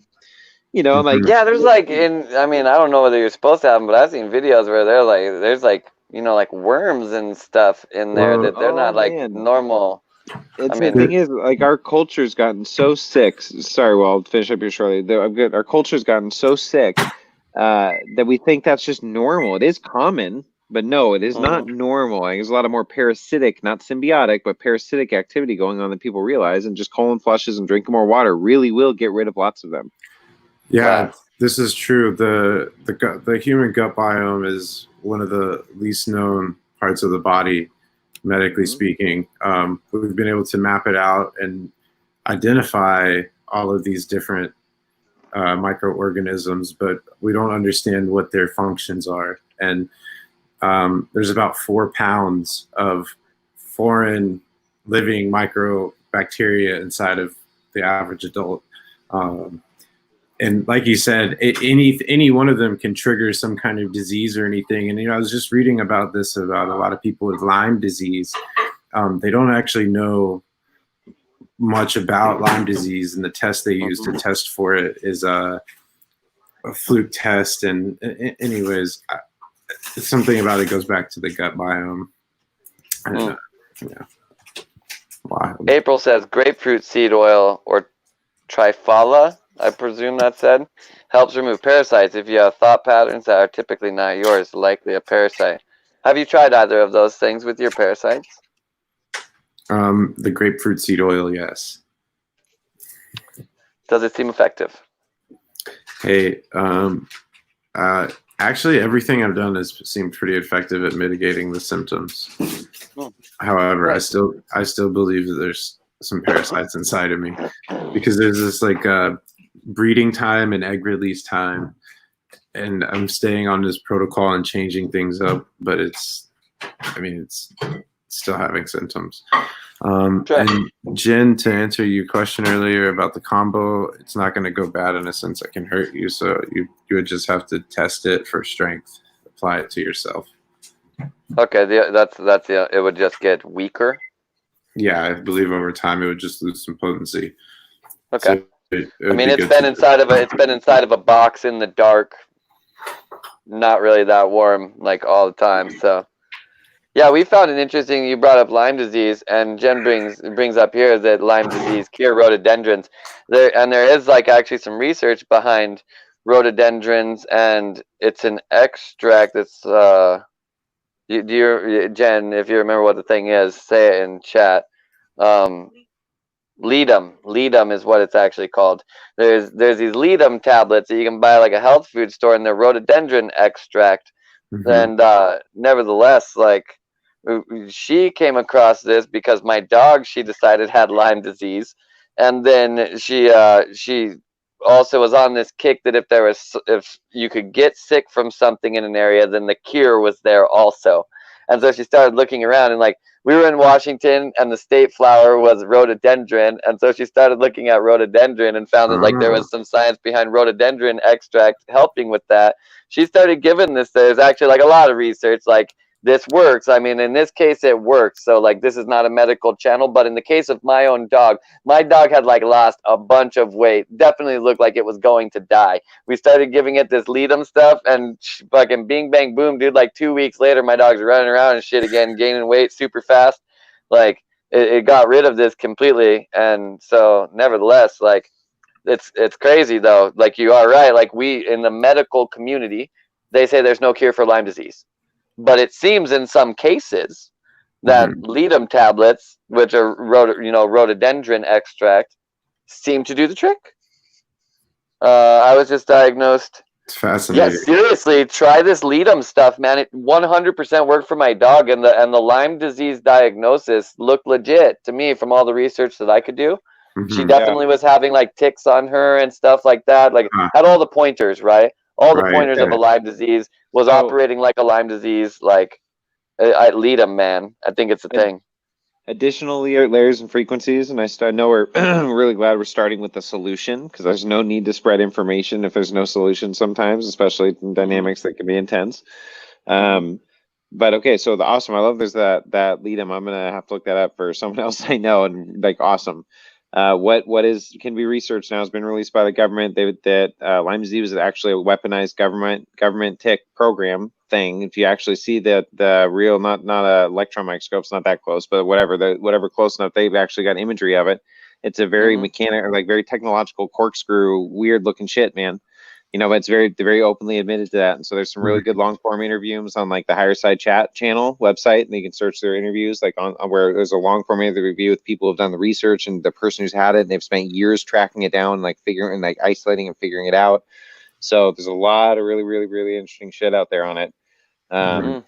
So yeah, it's nice that there's Leadum, but there's also understanding that esoterically, you know, meditation or whatever, connecting those frequencies, disconnecting those frequencies, knowing that it's tied to that, you know, and seeing if it totally just flushes itself out of our body. Because I think our bodies really, if we eat less, you know, and April, it sounds like you live a pretty holistic lifestyle, but as a generality for people, if we really went to one time a day, like our bodies operate insanely more efficiently. Our cells don't go into apoptosis, like getting rid of the old ones, unless you've stopped eating for 16 hours. You know, so like really, it's a much more efficient way to eat, and your body has that energy then to expel extra shit. Yeah. Well, German New Medicine says that everything is like this psyche connection. The psyche comes through the mind and then projects itself into the body. So any type of situation that we have, they inside of German New Medicine believes, then that's always there's always a psychic association. It's a question of like whether or not, you know, you can place that, but if you can't place it, then it will continue to reiterate itself, even if you get rid of the initial expression, because that's really symptomatic of the psychic problem, at least in German New Medicine believes. Well, I mean, as far as like, I see it, to me, it's like layers of that reality, where I think that's always true. Always, like there's some root for it to exist in your physical body. It had to make it into your belief system in your psyche somewhere. I think that's always true. At the same time, like Leadum does the trick. Great, you know that there's true. It's like a balance of both. Like how much do you really want to dive into the psyche when you're trying to spend all this other time exploring consciousness? When you can just take a supplement or a pill that literally cures or heals that without having to spend the time to dive into that. I think that's I mean, my thing on that is that like it's totally fine to use something that kills out the symptom as long as you continue to focus on what the actual cause of the symptom is, right? Like symptoms just draw our attention to causes, I feel like. So if we just go down a path of always trying to get rid of the symptom and never really actually look at the cause, then we're kind of it's a format of like an avoidance, right? Like we're avoiding the cause. And then having an underlying belief system, which sounds like you and I are in agreement on, or underlying, instead of belief system, let's say an underlying framework that we give credence to, that is functional and we give value to. An underlying belief system that we believe in. Yeah. Trying to get rid of that terminology. If there's terminology, that's the most important part of a belief system, that you believe in it. No doubt. Yeah, no shit. Just so you know. Don't be careful with those logical constructs. You need to really just believe in it. You gotta make sure. It's true. But I fit my belief fits into nice little constructs I make. They're great, and they leave room for exploding those constructs and building new ones. But they're great for a while. They're Right. important. So anyway. Yeah. I love stuff. I love putting stuff in boxes and inside of triangles and pentagons and cube octahedrons and all kinds of weird shapes. I love it. Yeah, man, it's fascinating. Not sure you need to, but I love it. No, because it's fascinating to experience it from this side of the veil, right? We're not the infinite consciousness unity. We are in a form of separation, right? In our awareness at different times. So that's you awesome. are in Washington right now, so you must be right. Right. So it's awesome to be able to put what we choose in this life to put our focus and awareness on. It's fascinating. So to play with energies in that way, to put them in shapes, to put them in geometries, to study them, to play with them. Like, fuck, man, I love that shit. There's so much shit I haven't learned. There's so much shit, and it's all fucking fascinating. Even when slug consciousness shows up in your room and fucking seizes you out to the point of death almost. Like, fuck, it's all exciting. It's all an adventure, man. Cool. Riding down the river, rapids. Yeah. It really is an adventure. I mean, like it's an expedition. Your life is always an expedition because you have no idea what's going to happen tomorrow, and that's really what an expedition is like exploring the unknown. Right? Expeditions don't know what's there. So, I love you too, Willow and April, and you're welcome for any knowledge that I shared. I think I kind of just make jokes, but same thing. Jokes are good too. Yeah, need that comic relief. So yeah, I mean, so I was gonna make a statement. So Will, maybe you felt this too. I don't know. I have no idea what I mean, obviously there's Kambo, so there's some connection to potentially an esoteric mindset, but like I really don't know you at all. So this may not resonate at all, or maybe it does, and that's super cool. All right, so check this out. So because I've been trying. This came up several shows again. It comes up so often that it just floats away. So I was gonna say recently, there's been two very significant times now. One of them was down by the lake. When I was just walking down the lake, they had a canoe there and some other shit, and just like I was in this body, 100% present in this life and this body, but also knowing I am millions of lifetimes old, right? And just feeling the weight of that reality of that, like wisdom or understanding or knowingness or just awareness. It was fine. It was just is. It's not like it has nothing to do with ego. It just is, right? It's just like someone who's looked at this like 10 trillion times over 10 trillion lifetimes or whatever. There's just no, and it's beautiful. It's intimate. It's not like cold. It's that much. It's intensely more intimate and more interconnected to the environment, to myself. It's beautiful. Oh, thanks. Yeah, that's a great feeling. I'm happy you're experiencing that. What a great response, especially if you don't have something like a story to add. That's really awesome. Thank you. I mean, it sounds like you were experiencing the feeling of like samadhi and just oneness, Yeah. Yeah, I love that. I love that feeling. Well, Will's done his time when he's just like, yeah, it's like samadhi. That's a chill thing to experience. He's like, is that like? Go ahead. It really is, and it's something that like I think a lot of people experience through different techniques or experiences in life that drive them towards having that not end result, but beginning result, or everything that unfolds from the first time that we acknowledge that feeling and that we acknowledge that we can work towards living in that state of bliss. It's very profound, and I think that even the first times that I experienced it, it's like a guiding. It's something. It's a spirit guiding you into a direction, and if you ignore it, things go horribly wrong in your life. Yeah. But if you follow that divine feeling of oneness, of love, of peace that we feel, and we have to learn. It's our heart guiding us in that direction. However, when we learn and we follow and live our life in that direction, it seems like that state of bliss and nirvana or samadhi just keeps happening in the more and more frequently in the most unsuspecting times and places, which is very nice. What would you say is the most monotonous situation you've ever been involved in where you then were experiencing oneness?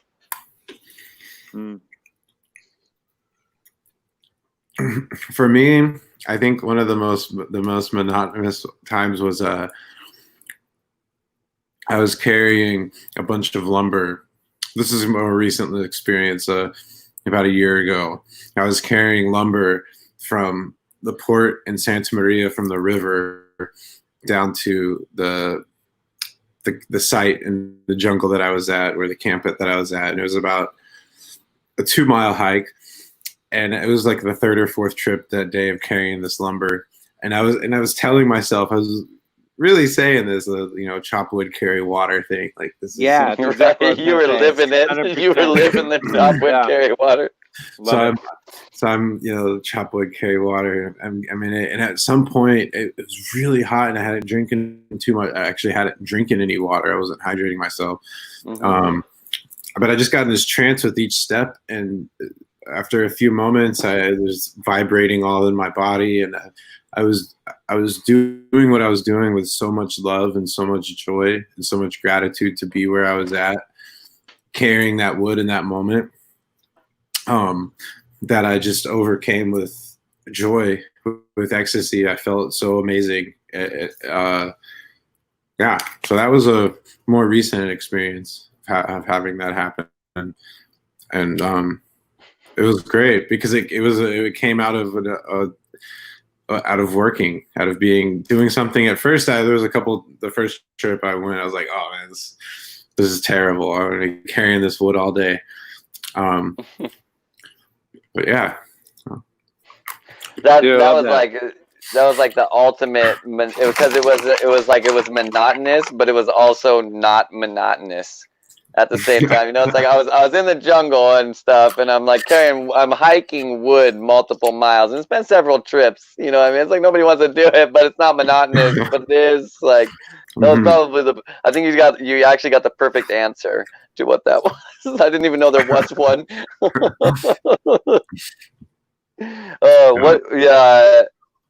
This person wants to know what you're eating, Will. What are you eating? Almonds. Roasted almonds. Roasted almonds is the munchie beta. Roasted almonds and lasagna. It'd be interesting to have having a podcast that's running during the day, and like every day, kind of just like the thing of the podcast was that. What is that? We're gonna see it bigger here. A little Ganesh. Ganesh. So I'm staying over at my father's right now in Houston. I'm here visiting, and I keep this on my dad's couch right now, and I keep this on the coffee table in the center of the house. And when he first saw it, he's like, "What is that little thing? It's like a little demon, little." Why are you bringing demons in my house, boy? I know that feel, bro.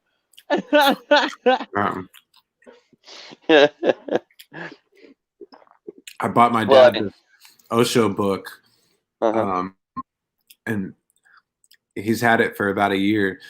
And I get here, and I'm like, "Dad, have you read any of that book?" He's like, "I read the first couple of pages." I was like, "All right." So I actually had another copy, and ended up giving a copy to my sister. It was funny. He reads the Bible. He reads the Bible a lot, which is cool. So this might be too much for him. I was surprised my mom was okay with it, but I can feel like I understand why, because it's got more of the feminine aspect of it. But if he's open to extra biblical text, so I know some very conservative Christians are not, but this is the Essene Gospel of Peace. We're going to have to get an Amazon link for this bad boy right here, because this is like the 5th time that we've plugged this book full screen right here. True. Aaron might have written this book, okay? With the amount that Aaron plugs this book, he might have written it and be getting paid for it. So I'm not sure yet. I didn't write it, but here's what's so ironically funny about it. This is how much this impacted me coming out of a very rigid, conservative Christian framework, is that I've literally read, let me tell you how far I've read into this book. The first couple pages, just like you did. Dude, that's what I'm saying. Listen, I'm dead serious. Hold on. The first couple pages. I'm dead serious. Listen, I don't think I've gotten more than 30 pages into this 300-page book, and it changed my life. That's where I learned the Satan thing, the fasting, the enemas, the Mother Earth, all of it. Because I also knew all the other texts. I grew up in it. Like, so I know more of the other teachings and stuff in here. Like, I've skimmed through it a little bit, but like I've only actually read through. I mean, like what I've read, man. I mean, this shit was so rich for connecting dots. All right, look, zoom in again. Look at all that. Like, what are you doing to this book? It's code, man. Like, it's beautiful shit. I just see patterns and I see understandings and I see connections, and so that's why I only got 30 pages in. Beautiful. What the hell? How Yeah. would you ever finish a book with that? You're writing the Da Vinci Code while you read it. That's why. Let's see the book again. Let's bring the book up full screen for its 6th full screen plug on the show. It is the Essene Gospel of Peace. I can get you an Amazon link for it right now if you're thinking about buying it. Totally, man. Should. Oh man, yeah. So that's why. yeah, that's why I just go. we plug this book so much, dude. That's why I dive. That's why I dive into shit only, and I've learned to just let it go at the right time. I just fucking dive in, and I could saturate. I could really go that route. I love it. But then it's like, okay, time to move on. Like, take that sphere. I've got a big enough of that sphere now, so now I got to move. Like, keep going, keep spiraling. So it comes back because you're still coming around to the same topic, but you're up a level or whatever. You're moved. You're spiraling. You're progressing. Mm-hmm. So it's interesting. Yep, I think that's it. So 30 pages has gotten them 6 plugs already. Imagine if you read the whole book. You know what I mean? Yeah, I think this is what Will was saying. Before enlightenment, it's carry logs to the camp.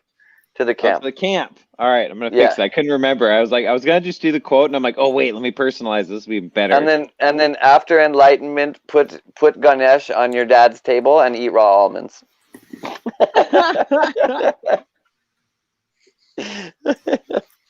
Okay, cool. 2. Yeah, we'll let that one roll to the camp.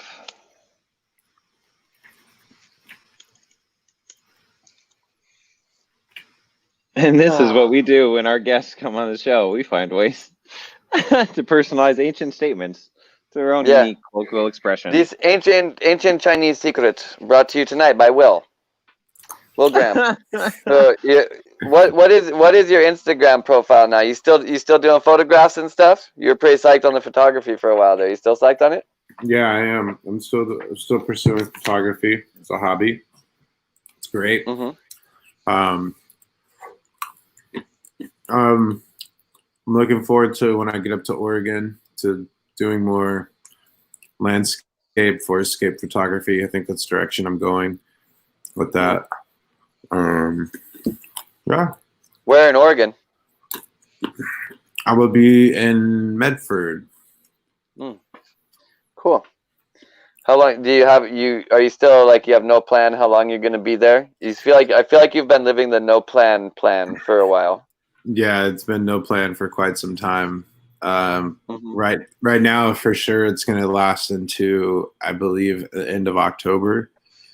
Mm-hmm. However long starts getting cold. Whenever trimming season stops.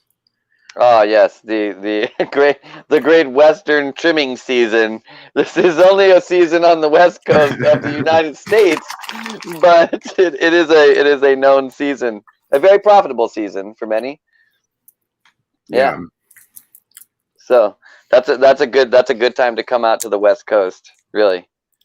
So, do you find that do you read books anymore, Will? If so, what are you reading right now? April says she finds that she starts books and then she stops and moves on to another one, and when she's called, she bounces back. Totally. So she has like basically an unfinished library right now. I'm the same with that. Library. Yeah.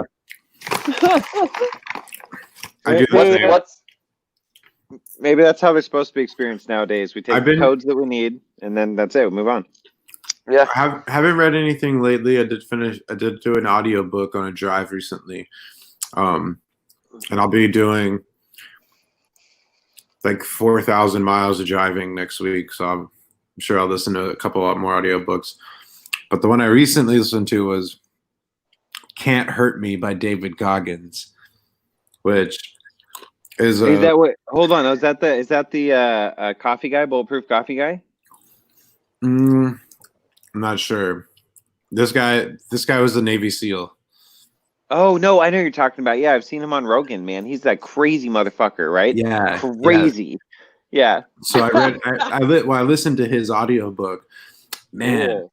it's really good. And I'm prior military myself, and I don't condone or advocate towards the military industrial complex at all. Yeah. However, hearing somebody else's story, regardless of what it does, can be very empowering. And this man has got an amazing story to listen to. So, yep, really good book. Yeah, even on the book or like Rogan, he's done in full length interviews. Tom Bilyeu, and there's some other ones. But yeah, he's got an incredible story, man.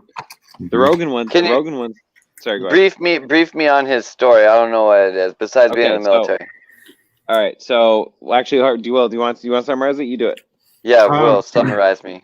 So basically, David Goggins, born in where I think I want to say, what's the name of that? Arkansas? Was it Arkansas, Illinois? Some small town. I don't know. I haven't read the book. Yeah, no kidding. I didn't. I was going to share that detail. I don't know. Guy comes up with a rough upbringing. He was the odds were stacked against him. He ends up joining the Navy, going through Hell Week, not one time, not twice, but going through Hell Week for selection to become a Navy SEAL 3 times, which is just unheard of. He spent 6 months at the Navy SEALs selection camp during his process of joining. And during that time, he had done days where he had went through training with a broken leg and had to run, crazy miles. Running crazy miles with a broken leg? Yeah. Yikes. And his story about him duct taping the leg up with duct tape. And that was when he was running a marathon, right, Will? Yeah, this happened to him multiple times, and he's been pretty good at telling his stories. Because also, he eventually became an ultra marathon runner, which is 100 miles. And the first 100-mile race that he showed up to, he was very ill prepared, but he finished it, and then he went on to accomplish and become an ultra runner at the Badwater race, which is a race across Death Valley in the hottest time of the year. Dude, okay, I was just about to throw in my own visceral overlay in addition to his personality, but can you just pull up a clip of him real quick? I don't think it'd be a copyright thing, just a Joe Rogan clip or something. I don't think Joe Rogan's copywriting. I don't know. He's a no bullshit kind of guy. He's a go 100 all the time. No bullshit, no excuse. Callous your mind, push through. And so if you see see him as a person, he's well put together, he's well spoken. It depends on what clip you get. I mean, see how much of the intense motherfucker that he is. I mean, it's in his energy, but he's usually pretty calm. He's doing an interview. But the story that on Rogan, one of the guys, the guest on the show or some regular on the show was talking about how he actually ended up having David Goggins live with him for a month. And he was going into the story, just like he's heard his story, read the book or heard his interview or something. And he's just like, dude, I want to bring this person to my house. And like, I'll write. He didn't know if at the time he was going to write a paper on or something. But he just wanted to shake his life up a little bit. He's like, dude, I know if this guy's around, how crazy his lifestyle is, it'll make me do it. Right. And so he suggests the idea to him. And he goes, and his answer was, if you're crazy enough to fucking do this, or to ask me to do that, to live with you for a month, I'm crazy enough to do it. It's like, fucking do it, man. He was having him like almost 24/7, just insanely following him everywhere, just fucking ruining his life with all these different workouts, psychological shit, just like breaking him down. And like, I don't know, beautiful shit though. I mean, he loves the experience. He came out of a way better person, way more focused, way more sharp, way more just in every realm of his life, having that time with him, being there. Do we want to watch a 10-minute motivation clip from David Goggins? Or just a small part of it? I'm down. Yeah, he's got great shit to say, I think.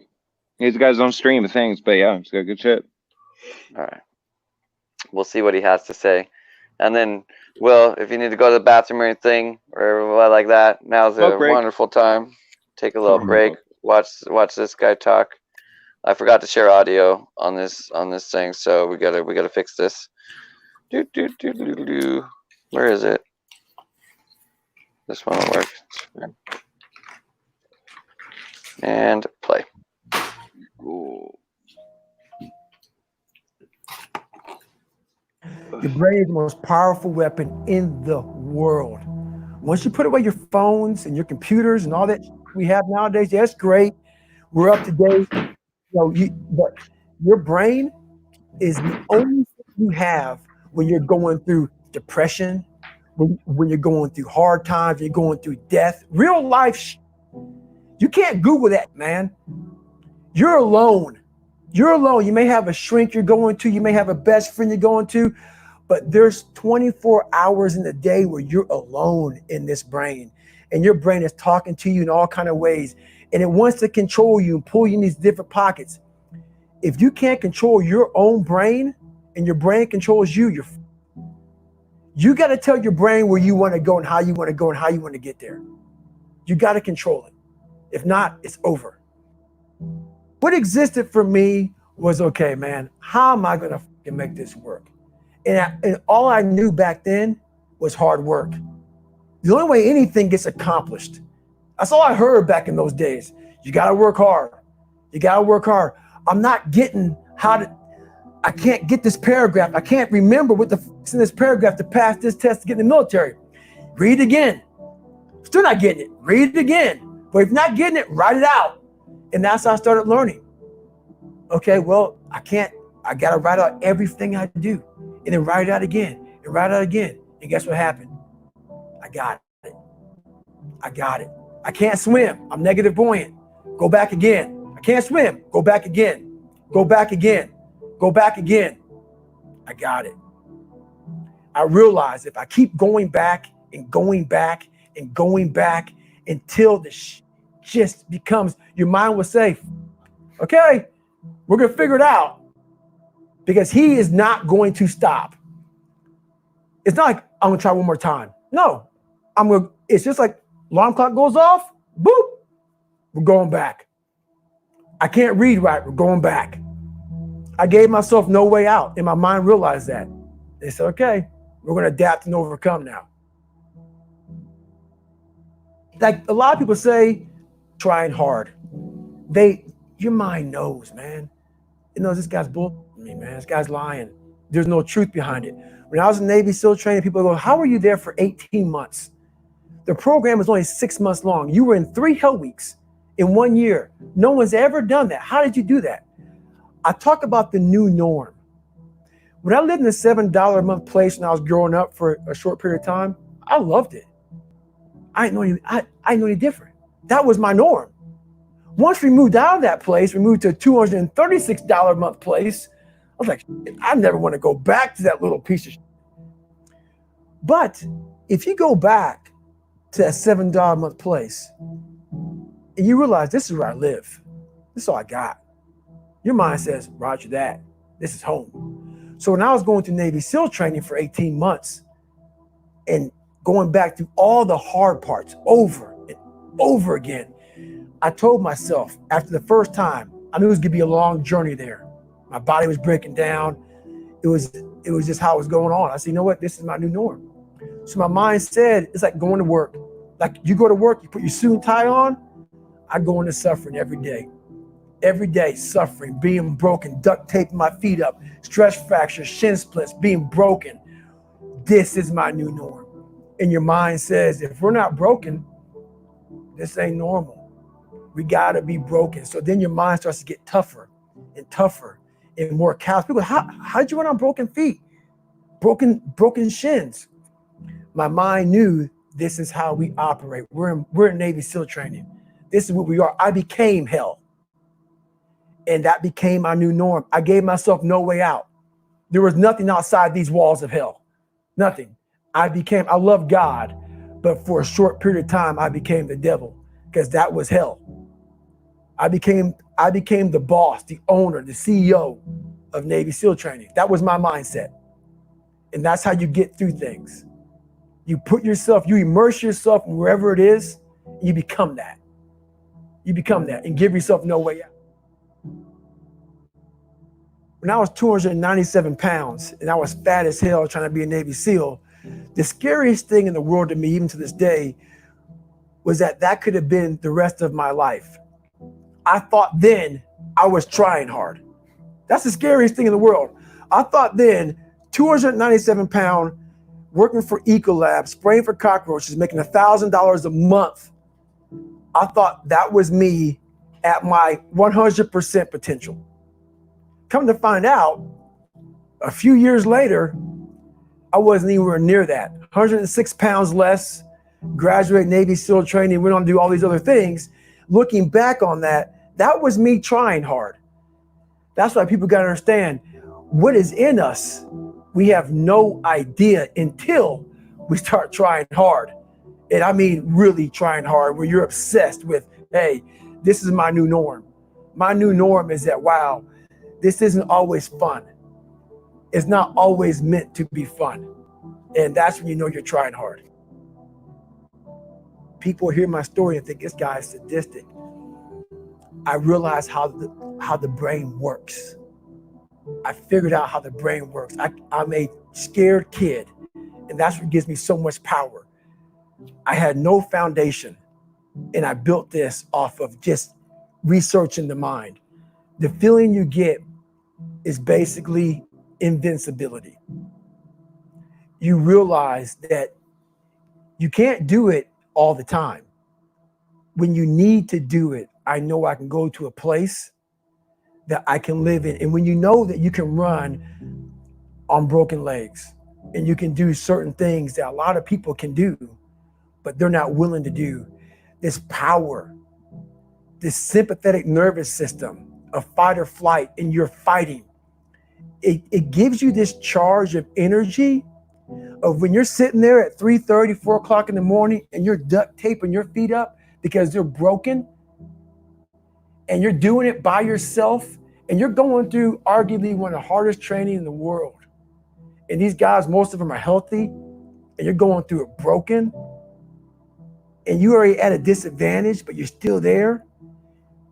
You can feed into that and tap into that for a lot of power. But if you look at it, well, I'm broken, man. I'm not going to make it. But if you look at it as, man, I'm broken and I'm still here. And I'm fighting, and I'm going to find a way to get through this because I have no other place to go. It gives you a lot of power. When things start to suck really, really bad, my brain and a lot of people's brain, they don't go to your dad beating you up. Your brain says, we gotta get out of here. This is miserable. So anger goes away a lot of times when you're suffering because your brain just says, we got to run. We got to go. So that anger is not popping up saying, oh, I'm going to show them. I'm going to show those people. No, there has to be a much deeper. When I say deeper, it has to be down to mineral soil. It has to be down to that nice mineral soil where nothing can burn. You can't burn dirt. So it has to be down that low, that literally is something in you that's at the core of your soul. But you don't find it unless you spend a lot of time with what you want to be in life. I can't give that to you. Right. You can't give it to somebody. When you find your true passion in life, and my passion for me when I want to be, I can give Navy SEALs, Army, I don't give a shit. I want to serve my country. I want to be someone that I'm proud of.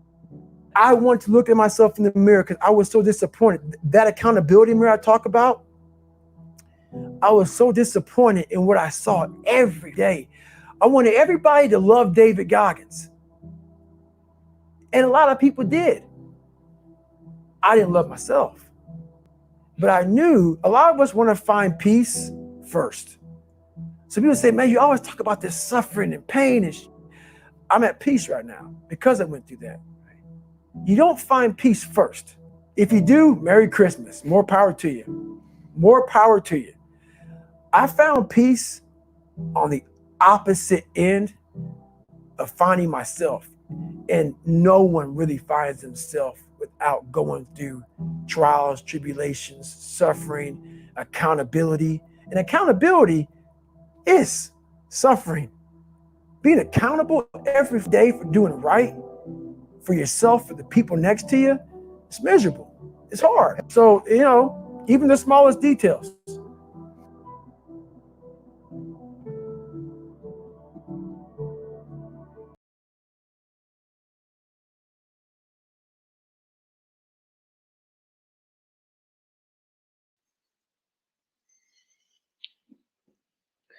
So pretty awesome, huh?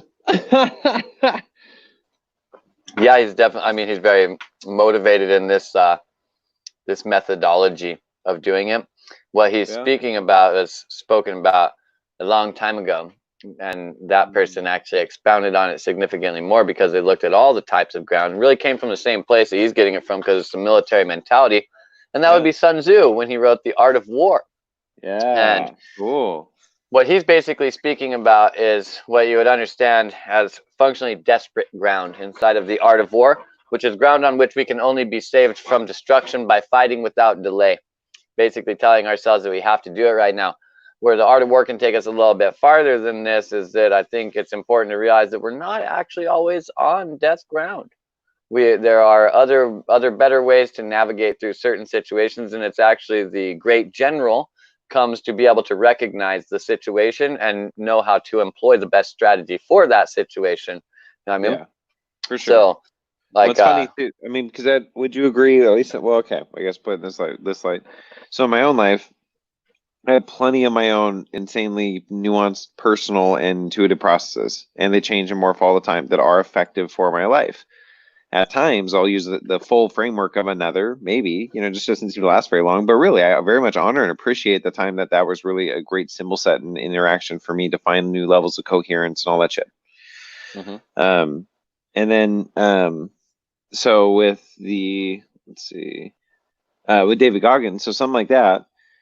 I also thoroughly enjoy seasons of my life, different sports seasons or really intense training my body seasons, like all the different psychological benefits from that, the psychoactive, if you will, experiences of in those dynamics, like we were talking earlier, but also being present, experiencing my vessel, hormones and chemicals that aren't normally there. Because if I'm in a more sedated, what's the word? Sedated, sedacious, sedentary. I think that's the word I'm looking for. Sedentary lifestyle.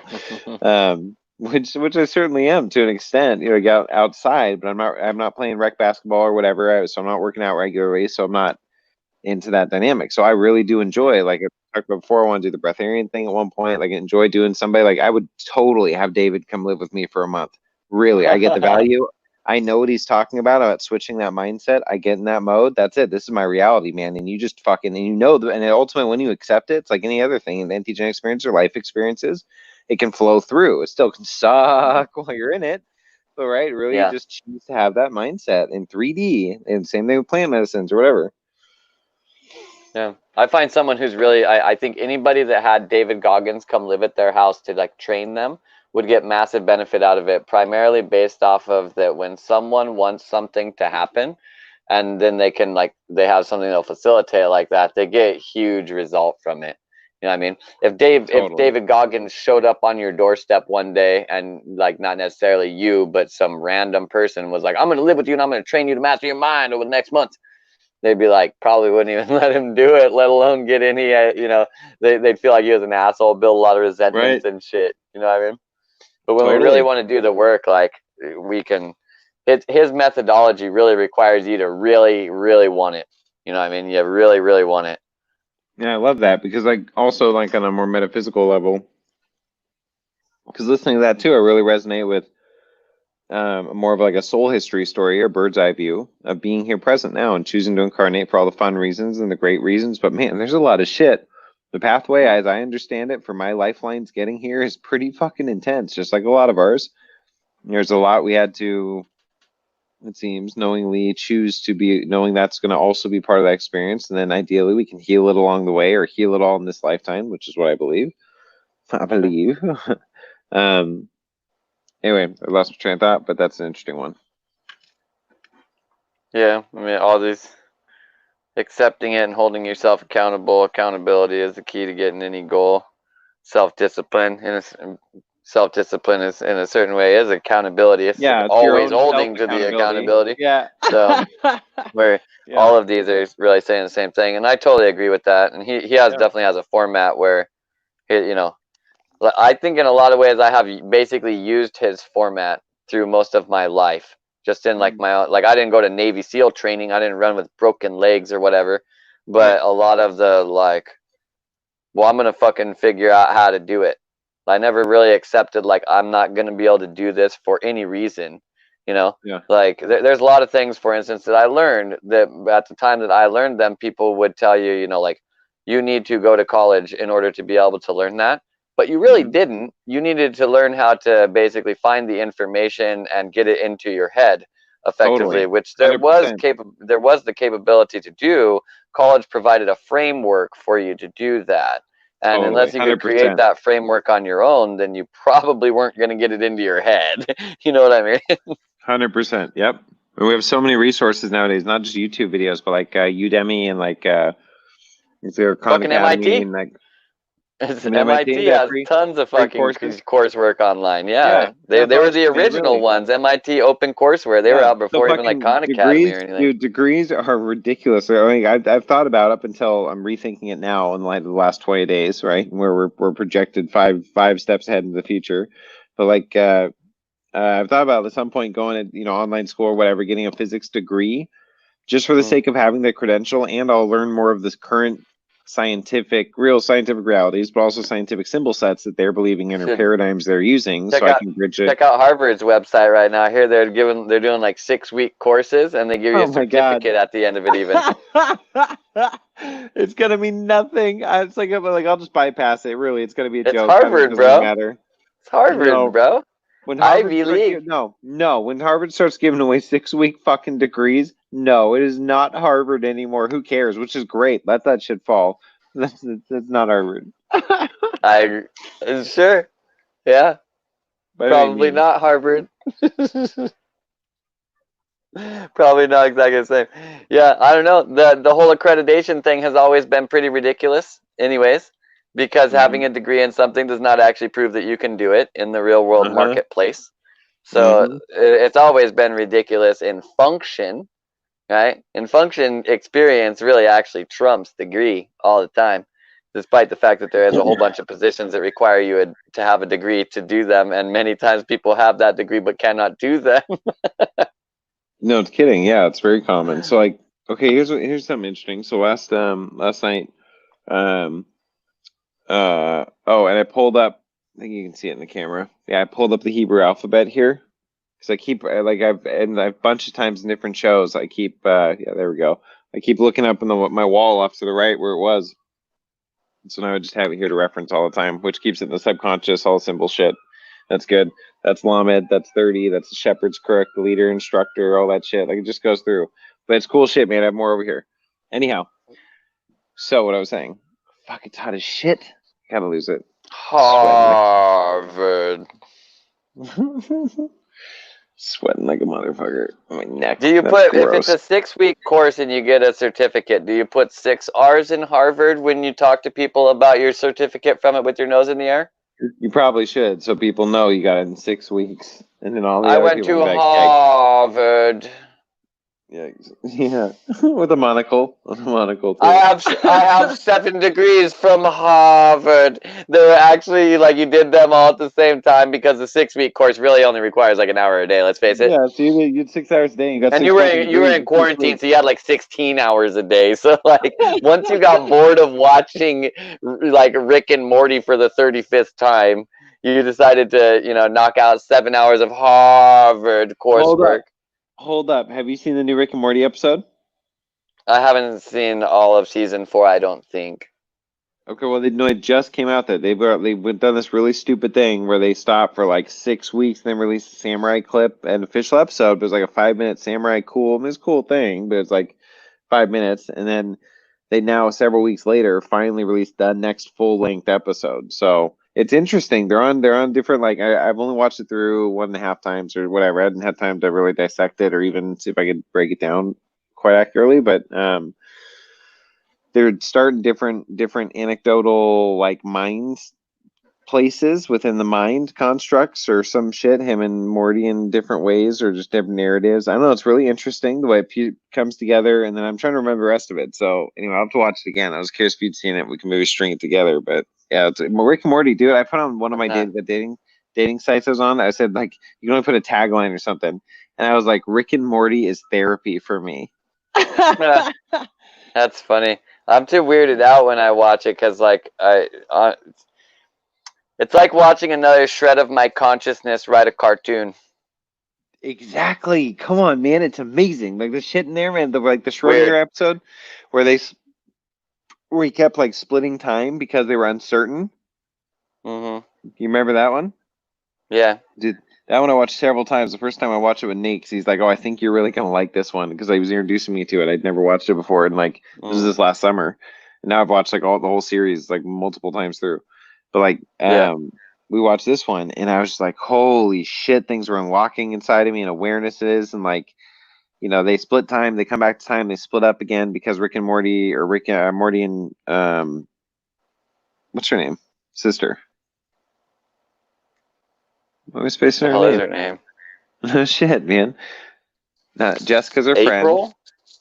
No, and Jessica's her friend that marries the Birdman, I think. What the fuck? How do I know her name? Rick and Morty's sister. Like, I have to know this. Summer. Yeah, look it up, please. Summer, duh. All right, so like they're bitching about something, and so it decoheres reality, and they split. And he goes and looks at his machine in the garage. There's 2 dots. There's never supposed to be 2 dots in his machine, Morty. You know, like it's only supposed to be 1 dot because the reality split. And he opens up the garage, and it's like kind of like outside of time space. There's a bunch of cats floating around out there. He's like, "What's with all the cats?" He's like, "I don't know. I don't assume they're Schrodinger's cats, Morty, because we are neither inside nor outside of time at this moment." Like he just fucking rips into him, right? And like he goes, what happened? Like, you guys must have been so indecisive about something or whatever. Rips reality, and he's like, what the fuck is your problem? What the fuck do you have to be so indecisive about? Like, what kind of t-shirt you're gonna wear today? Like some shit, right? Right. Yeah. And he's like, okay, they put some like places them and whatever, so that they can figure this shit out and recohere, if you will. And then they split again. And then he's like, he's like, fucking Jesus Christ. He goes, all right, let me get the whiteboard. This has been a long time coming. And he just lays out to them why they're pieces of shit. Their lives don't matter. Blah, blah, blah. Now just like settle on that agreement in your consciousness and let's recohere back into reality. Yeah. Anyway, it goes on. It's really interesting. Fractals, and like at one point, he's like, oh Lord, Lord Jesus, that's it. If you save me, I'll worship you or whatever. And he gets saved. He ends up getting saved at one point, and immediately when it cuts back to that scene, he's like, haha, fuck you, God. Fuck you, God. I take it back. Got fuck him. You, God. It's so funny, man. I love that show. My lasagna is still here, bro. Come on, make your dreams come true.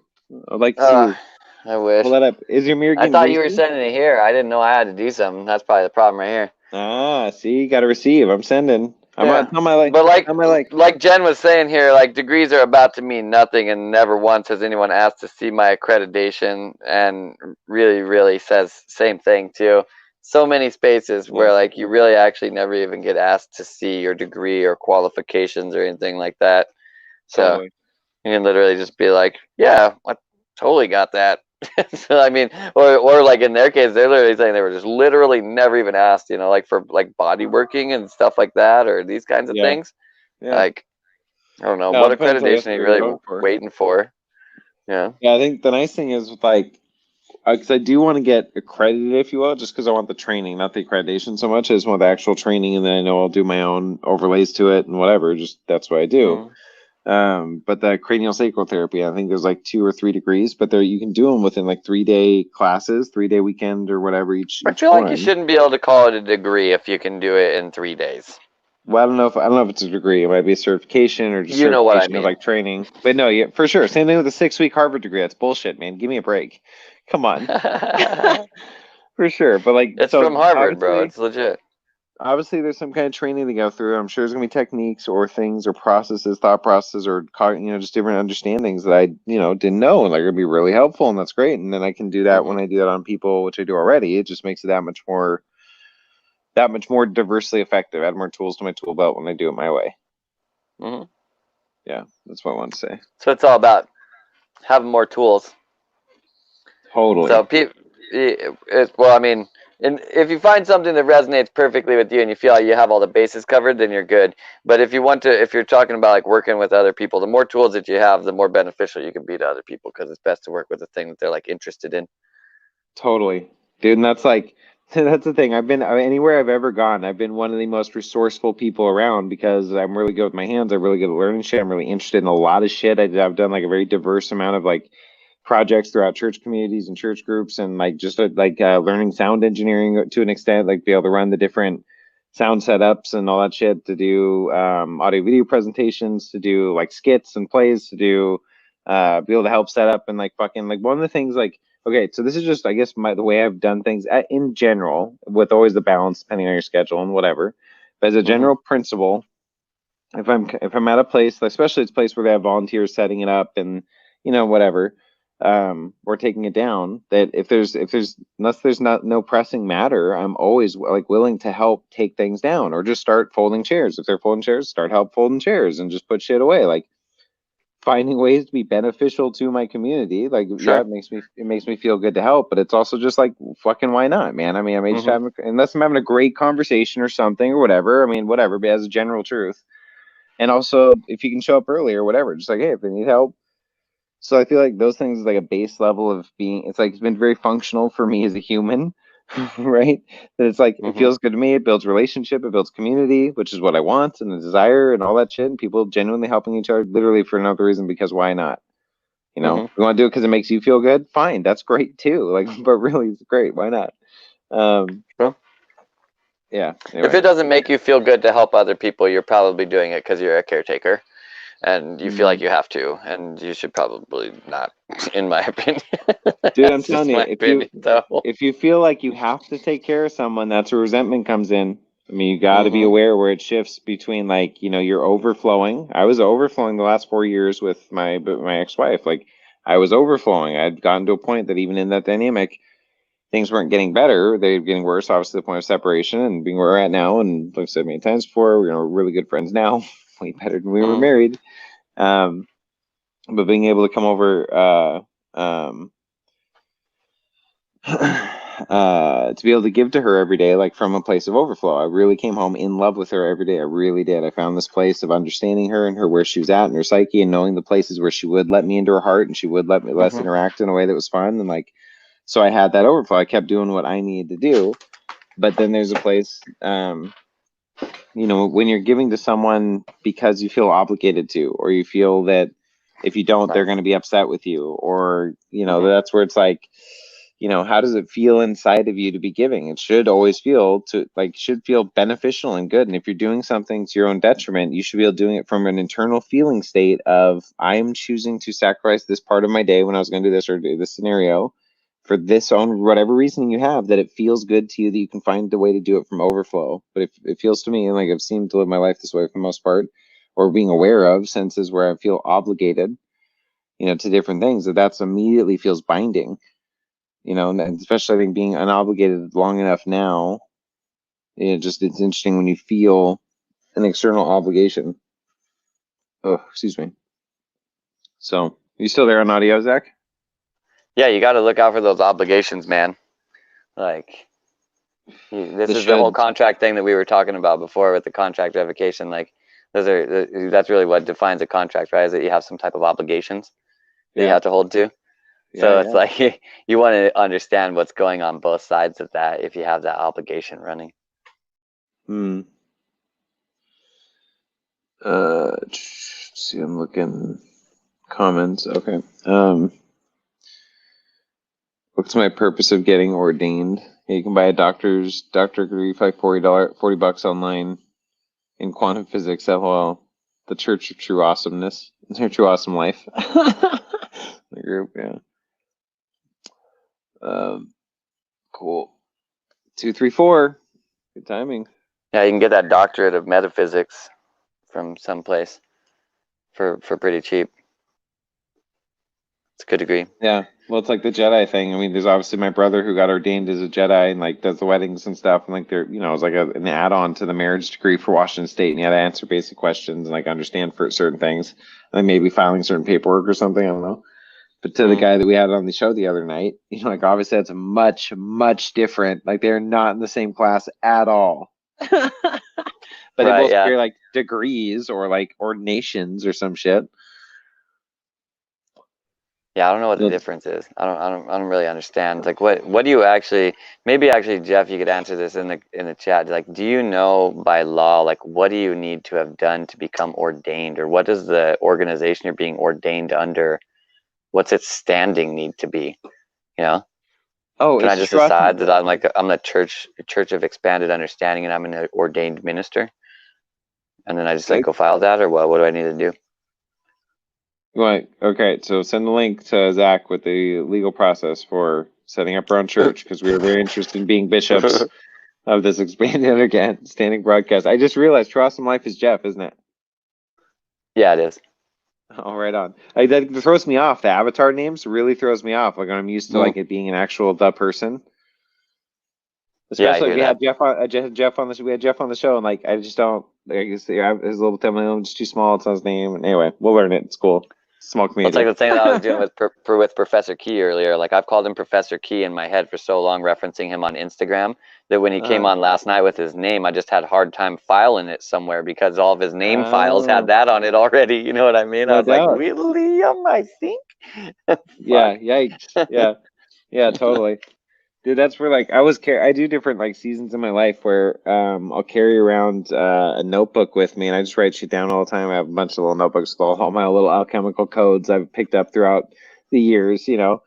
But then also like write people's names down. As soon as I talk to them, like I'll just dive into small talk or I mean deeper in small talk. I'll just dive into them about their name or like, you know, and write it down, tell them what I'm doing. I write it down so I can remember it. It helps. And then I use it when I you know, when I go into the float tank and I use it when I come out and like little shit like that. But it also builds like it's lighthearted. It's more than just the average conversation. And it really helps me remember and it helps me build again, like a sense of community and I don't know, all that shit's I was saying this was a stream earlier. All right. So being really versatile and diverse in usability within community, I have my whole life, and just because I have an interest now, as long as I have an interest in it, dude, you know, you got all my skill sets. If I'm interested, all right, man, let's do this shit. But if I'm not interested, it's like, I did that before. I was like, there's a lot of other things to do. I got to be interested. You know? Yeah, but, I think a lot of it is about arousing interest. Like, I was watching this thing that just came out on, well, a few places. Hulu's one of them. It was called Spaceship Earth. It's really about like the Biosphere 2 thing. And one of the things that I found really interesting was just kind of like looking at it as a biopic on the guy that kind of sat behind the group that started it, which they did a lot of things before Biosphere 2. But he was like a lot of, if people even know about this project, they think back to it as like being like maybe like scientists or something. But in a lot of ways, people weren't really like scientists. Like they were really, it's kind of interesting story. But just the one thing that he had was just like this ability to like arise curiosity in people and get them to just express themselves a lot. And through that like curiosity and expression, he ended up getting like a lot of these like projects going and people behind them where they were just like they wanted to learn something really good, or they was like just got really psyched on it, and he would just like channel their passions pretty good to these bigger projects. And it was just really cool. Like they did all kinds of weird stuff. Like they started out like building a ranch, like this huge ranch, and then it was like so self-sustaining that they got like bored, and then they decided they wanted to build like a seafaring ship, like a metal outside fucking ship, and then they like floated this thing like all over the world, like literally like all over the world. And then like I mean even to like Antarctica and shit, like all over the world. Like, nevertheless, and then like later on they decided they wanted to do this biosphere thing when like basically, well, I was talking about a guy earlier that was from this, that he kind of came to them with this idea of like an Adobe sphere where like the way that the Adobe people lived, but having that all basically like self-isolated to a sphere pretty much. So, and that's where kind of like the idea came from this. So nevertheless, though, just like his ability to inspire people's creativity to do things and really just like get them psyched about a project that was like really like he It'd was be really clearly very good interesting. at this. It'd be really interesting. I just thought it was a lot of things thought while you're saying that, but like, okay, that last one. So a half sphere, right? A dome is a half sphere. The dome shapes are half spheres, as above, so below. So it'd be interesting. I mean, there's behind the other theoretical dynamics and the shape, and they connect with the ground for sure, and different things. But I was thinking of it'd be interesting to do the domes where half is underground, so it really is a full sphere. But half is above ground, half is below. It'd be interesting. I wonder if there's energetics with that might be more beneficial than just the mounds above ground. Sure, yeah, I totally hear that. I mean, Biosphere 2 ended up not actually being a sphere at all, Oh, but really?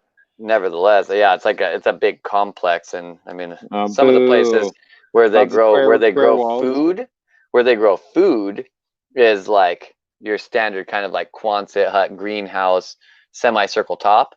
You know what I mean? Because that's best for the light, but the other biomes are predominantly like flat roofed and stuff like that. So, yeah, I don't know why they really chose to go that way. In the long run, the project didn't really work out that well And for various reasons. Jeff said he stopped watching that to come here. Oh yeah, Spaceship Earth. Dude, yeah, it's pretty good. Like I was very interested in John Allen. He's a very interesting guy. So, nevertheless, That's one and I just think came. it's Okay. yeah, we really do need to think about. I mean, in the long run, if you want to be able to have the option to do something besides what society's doing that's sustaining in like a smaller Right. scale type of thing, then the kind of work that's already gone into stuff like this is huge. Awesome. Obviously. No, I love that shit. That's like Paul Stamets and a bunch of the mushroom stuff, the mycelium that only eats the toxic oil off oil spills and off nature. And honestly, mushrooms might have been the answer to some of their problems because they were having like a rising CO2 problem in there. And there's probably certain ways that you could do CO2 fixing with fungus. And I don't know how much fungus they were actually like, they really had in there. You know what I mean? Like they installed this whole biosystem of all these different biomes, right? Like 7 different biomes in one place. But like, did they actually install proper mycelial complexes inside of there, or did they just like kind of bring in the plants? You know if that whole booming field of mycologists and self-mycologists and actual mycologists and that whole thing or whatever that's happened in the last 30 years or whatever, there's so much more research that probably doesn't go into projects like that because they're going off current research 20 years ago. As they start those projects, they try to keep up with current research, but they've already built a biome, not including fungus. They don't know how to equate it in. And it doesn't seem to matter until you get more research and like, shit, let's redo the whole biome because fungus really fucking matters. Yeah. I don't know whether they are even doing anything with it now. Like I kind of wondered while I was watching it, like, what's going on there now? You know what I mean? Do they do anything there now? Used for today, an Earth System Science Research Facility. So I guess they're still using it to research in some way. Yeah. It is really cool looking though, man. What a neat building. I saw there's like a thumbnail image. What'd you see it on Amazon or what? I don't remember which one I saw it on. It's on a bunch of different stuff. Did you have to pay for it or was it free? It's on Hulu. So if you have Hulu Premium, you can get it for free. Boom. All right, cool. That's what I need to know. Here, there's like this little 2-minute thing about Biosphere today, just so we can have it playing. Look at this. Ooh. Because it is a really cool building. I was gonna say that like in the future, like if we did have like our buildings found because we were a deteriorating society, right? Like there's some places out there that I would prefer they find over other ones. You know what I mean? Yeah. And Biosphere would kind of be like one of those places, just because it does look really neat from the outside. You see, it's all like geodesic and shit. Yeah. Yeah. It probably wouldn't last though. It's just it's a bunch of metal and like plastic and shit. So it probably wouldn't last that long. I wonder whether they give good shots of this. Hang on. I'm scrubbing, and actually the shots are really bad. Really bad shots. Bummer, man. What a shitty interview. It's like they tried to force that to happen when they weren't going to have good footage and they knew it. Or maybe they gypped them. They got there and like, haha, we're only doing it from outside the building. Fuckers, you take what you can get. Yeah, well, yeah, it's supposed to be all this sealed environment. I don't know how much they deal with that nowadays. You know what I mean? Dude, we've gotten like 2 more subscribers. I got emails like while we've been watching. My brother might be watching. Nice. Oh, here's an aerial video of Biosphere 2. This might be a lot better. Yeah, this will be cooler. Cool. Do. Play.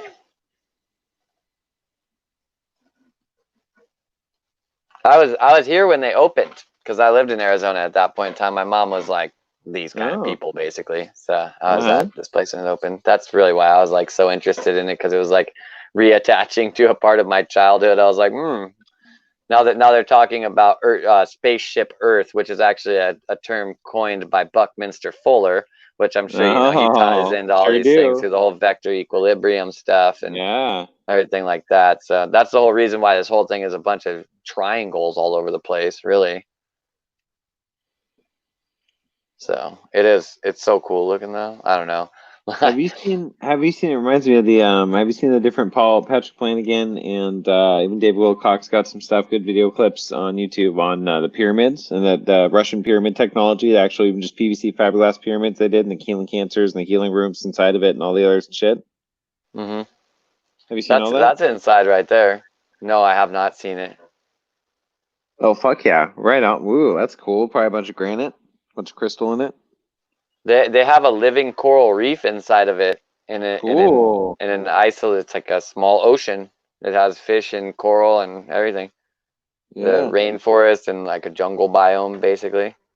So Yeah. apparently it's all still tended to. I mean, like it's very easy to keep all this stuff living in in what am I trying to say? Like a manipulated microclimate. If you're bringing in stuff from the Totally. outside, the biosphere experiment was to be the show that we're talking about. Jasmine is called Spaceship Earth. This structure that we're looking at is called Biosphere 2, and it was a project that started back. Well, I mean, it started before this, but like 1991, they put people into it, and they were going to try and live in there for 2 years, and they did not live in there for the full 2 years, I don't believe. Okay, do you know how I know about that? I'm glad it's a real thing. I didn't know that was such a big deal in the 90s, but now I understand why. Because fucking what was that that one comedy movie with those two fucking that guy? Biodome. Yeah, Biodome. Yeah. Because when you said Biosphere, it's immediately like I was like Biodome, and I just Yeah. didn't say anything. I'm like, oh, that's probably not what he's talking about. But that's funny. That's totally why that movie came out, though. Yeah. Yeah, I mean, it is definitely a riff on that, and they're like, pretending to be some of the people that live inside of it or whatever. Yeah. So That's funny. the first ones that were in there, I mean, like they just kind of randomly took, they took applicants, and then they decided on like there's 15 of those applicants that became to be like trainees, and then they picked 8 people from those applicants basically, and put them inside of there. So they were just like, in many ways, kind of just random people. So there was like a marine biologist in there, and they did have some kind of like scientific backing, but they were kind of like random people. So, and yeah, Biodome, the movie, was done in there. It's probably all kinds of ways to try and get back the money that was invested in this, because building the thing was like a $200 million project in like 1990. Yeah. So, I mean, that's like $1 billion now. So, no doubt. that's yeah. I don't think a Pauly Shore movie is gonna do it, but that was a funny movie. doubt. Yeah, it was funny. Yeah. I don't think the Weasel is gonna save you from your bad investment. Nope. So the guy, it doesn't even matter though. The guy who was behind all of that is from the Bass family, which is they're really rich in oil. They're like the 4th richest family by some metrics in the United States. So they're incredibly rich with oil money. I mean, like 200 mil down the pipe really ain't a big deal for this family, honestly. So not too big of a deal. Pauly Shore was on long interview with Rogan. Yeah. And talking about his career and different shit. It was interesting. I caught part of it or something. It was really interesting. It's interesting. He has actors on there like Macaulay Culkin and shit. It's just interesting to see him be normal people. A long interview just to chill, like kind of the similar to the space we're creating. Maybe more of a metaphysical minded people, maybe, but still. And like you just see people just like chill, man, and you just see like them in a long conversation. It's really interesting. Hear them talk about their life, how they think.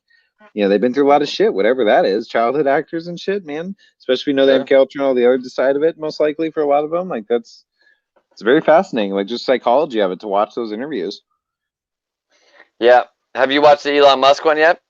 Oh fuck yeah! Well, I haven't unless there's a new one, but the one where we smoke weed on air and everything. Oh no, the new one is what I'm talking about. No, there's another. I haven't Yeah. seen a new one. No. Yeah, it just came out like on the like just a few days ago. No, didn't pick that up on social media. Yeah, I'll have to look into that. Yeah, he had already had his kid, so it was filmed after the 4th of May. Oh, did So. you talk about his kid on there? Yeah, briefly. Okay, he doesn't break down the So. symbols and the name of it and everything. No, he says that the mother named it, and then he basically just like explains what they are. Basically says the name, which is not really something to say, but so. Yeah, Anyways, no kidding. I haven't watched the whole thing yet. I watched I don't know, like 40 minutes of it or something like that, and then I started talking about some Neuralink shit, and I don't know. I have a hard time getting through an Elon Musk interview because I got about 1,000 things about all the fields that he's in. So I Yeah. start watching it, and it's like he says something, and I'm like, well, pause, blah blah blah blah blah blah. So, yeah. Yep. No. Yeah. It's funny of how I've learned to parse information. Because I'm gonna listen to that at double speed. It's just like what I take in at what level of depth of remembrance or whatever, versus yeah, and just what strikes me now or what's relevant to me now to keep my conscious awareness. Like the one just listen to the interview from last night. Like when he said that quote, I was like, holy shit. Like, that was it, man. That's all I needed for that for a while. Yeah. Yeah. It's kind of like books in many ways. Like if you get the right piece of information, you're pretty satiated on that one for a while, really. And he pitched it 6 times on your show in 20 days. I read 10% of the book, man. I tied that book. That's what I did. Well, as long as it's helping you, it's good enough, right? No doubt, man. That's how I feel. That's my rotating lesson over the last many cycles of my life is when is enough, basically. Yeah. Yeah. Like, it's funny is like I've had people ask me that, right? Because of just different people I could see as mentors and things, and like just as I open up to them and just spend more time with them, they understand kind of how I'm wired or how I operate or whatever. And that's one of the questions that come up. Well, when's enough? And I'm like, I understand why they ask that. I do, and I understand that trap that can be. But at the same time, I'm like, I don't think that's my problem. It's something else. I haven't figured it out yet, but I don't think that's it. But I understand why you say that. I really do. So I honor that. I appreciate that. But no, I think it's something else. And like a part of it was it wasn't about. I was fucking thoroughly enjoying the wave of. I was writing a massive information intake, right? And it was constantly repetition, information intake with illumination, like in deep parts of my own heart, my own intuition, my own soul. Breaking me out of the whole construct, but like just such a diverse thing. It was on this wave of like it wasn't about enough. Like enough is like whatever I get in that day synchronistically, because I'm in massive information intake for the next few years, and like it's great. It's doing wonderful things, not just feeding my ego or my knowledge. It's always very connected to my emotions and my heart and like all the shit. So it wasn't really about that. It was just, and when I knew enough was enough, like when I quit taking my Adderall because on March 5th. And not this last year, but a while back, and at the same time, excuse me, like when I quit taking it, I'd want to quit taking it for a while. And that night, I had another job come up. I had to work in a really late night and wasn't gonna sleep much and exhausted. And a big problem came up. Job turned into a bigger job, so I went to go take Adderall. And I took a dose that normally it was a higher dose, but it's never normally anything that upsets my stomach or any of that, dude. I took that and I spent the next 2.5 hours retching, and my gut was in so much pain. Like, and it really weird. Like, I couldn't correlate to anything in my diet. Like, it wasn't an odd dose. It wasn't a weird pills. Like, it was all normal. Everything was normal, And I just like, that's it. I'm done. It was one of those things like you have one of those nights where you drink. You're like, you don't want to touch alcohol for weeks. Like, you don't even want to think about it, look at it. And so I used that as a Kickstarter to get me just off of it. And so I I haven't had any since, and that's great because it can take up to 6 years to get the extra trace heavy metals of prescriptions and specifically Adderall out of your blood and out of your body. So I try to speed up that process, different supplements and cleanses, but still, man, that's a long time for it to be affecting me on subtle energetic levels. Yeah, I don't know that Adderall. I don't know about that chemical chain. It's an interesting one. That one. That's Well, for sure. I tell you what, like with my experience with it, it was what I needed for the time. Like my avatar's upbringing experience, the context of the situation I was in, like it really was perfect. It was everything I needed for me to integrate the things I need to come into awareness of and integrate and settle into whatever, all that shit. Like awesome. Also knowing that I wasn't gonna do it my whole life, but also knowing because I should be able to like what there was a time I had. I think I talked about it with from Frank's on the show one time. We talked about it, but where I knew that like Adderall, I remember my soul or something saying like you're this isn't supposed to be normal. Like you're supposed to always feel this way, right? Yeah. And knowing it wasn't like, oh, you need to always be on this drug. You should always feel. It's like no, like a deeper understanding of like let's add knowing that, believing that it's in. I can do this in my chemistry in my body if I can correct my thought processes because everything's related to the psyche. So remembering to intentionally trying to match the resonance of the Adderall. So when I needed to, I could integrate that in the ways I needed to. Yeah. And so I've been off it for well over a year, and I still can listen to stuff at double speed and retain the information. I can still get in those Adderall states, kind of, but it's not. It's like from inside. It's not a stimulating external drug thing. It's just from I can go into those zones when I need to. I feel like or something. Sure. Yeah, I think it certainly is like a heightened level of, well, I mean, like if we go like Monroe scales, like you're not really like having a beyond normal consciousness experience until like focus 10. But, these heightened ones of like, 7s, 8s, 9s like that, you're fucking dialed in, man. Like one place that I like really have always seen it is like when you're on like low dose LSD and then you're doing something and you get like, it literally almost feels like your perception like pulls like into this focus on it. Yeah. You know what I mean? Where like you feel like you're fucking pulled into the goddamn thing. You're so focused on it. Oh yeah. That focus level, like that's definitely like you can get that really easy with that Adderall complex kind of stuff. But you definitely can just get that fucking laser focus without it. It's funny you made the correlation to the LSD because I think I may have talked to you about this one point, but like, yeah, really, man, like really that hyper focus. I've never felt it quite like that because everything was melty, right? But to a hyper focus of a single thought or a single image or a single atom or a single point, whatever, of something, just singular. And it was like, yeah, this vortex of like, I could feel it finding like the code or some kind of backdoor, like disconnecting from Avatar in the movie Avatar. Really, like, I'm like, oh shit, here it is. I've waited 34 years to get to this point, man. Like, really, not like I'm. We made it.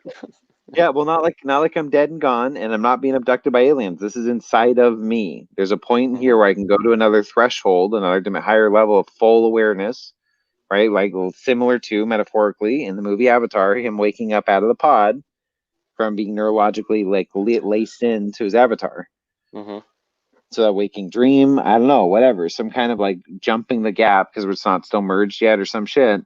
But like whatever, there's a way to like I don't know. I felt it, I found it. Like I put a etherical pin in it, like, and I've got that. I should be able to dive back into that very very soon. So I'm looking forward to that. Yeah, I'm super psyched on the deeper focus states recently, although I'm like kind of 6 of one, half a dozen of the other right this moment because I was like having really good success right when I got psyched on it again, and then I'm going through like one of the lull periods where like if the stuff in your life isn't going pretty well, like in it like pretty fucking damn well, it's like.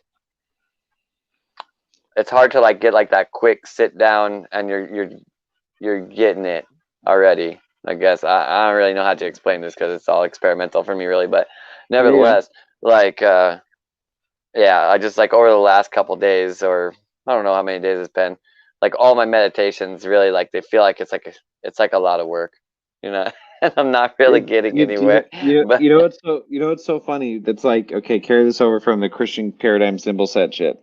So, but a lot of the different denominations, ones I grew up on, one I clung to because I found the value in it, like meditation, was having quiet time every morning with the Lord, or like you read a few verses, meditate on them, like you pray or like whatever. But you're really tuning into yourself in that dynamic, very intimate space first thing in the morning, like setting your day, setting your intentions, setting your space, your mindset, and all that shit.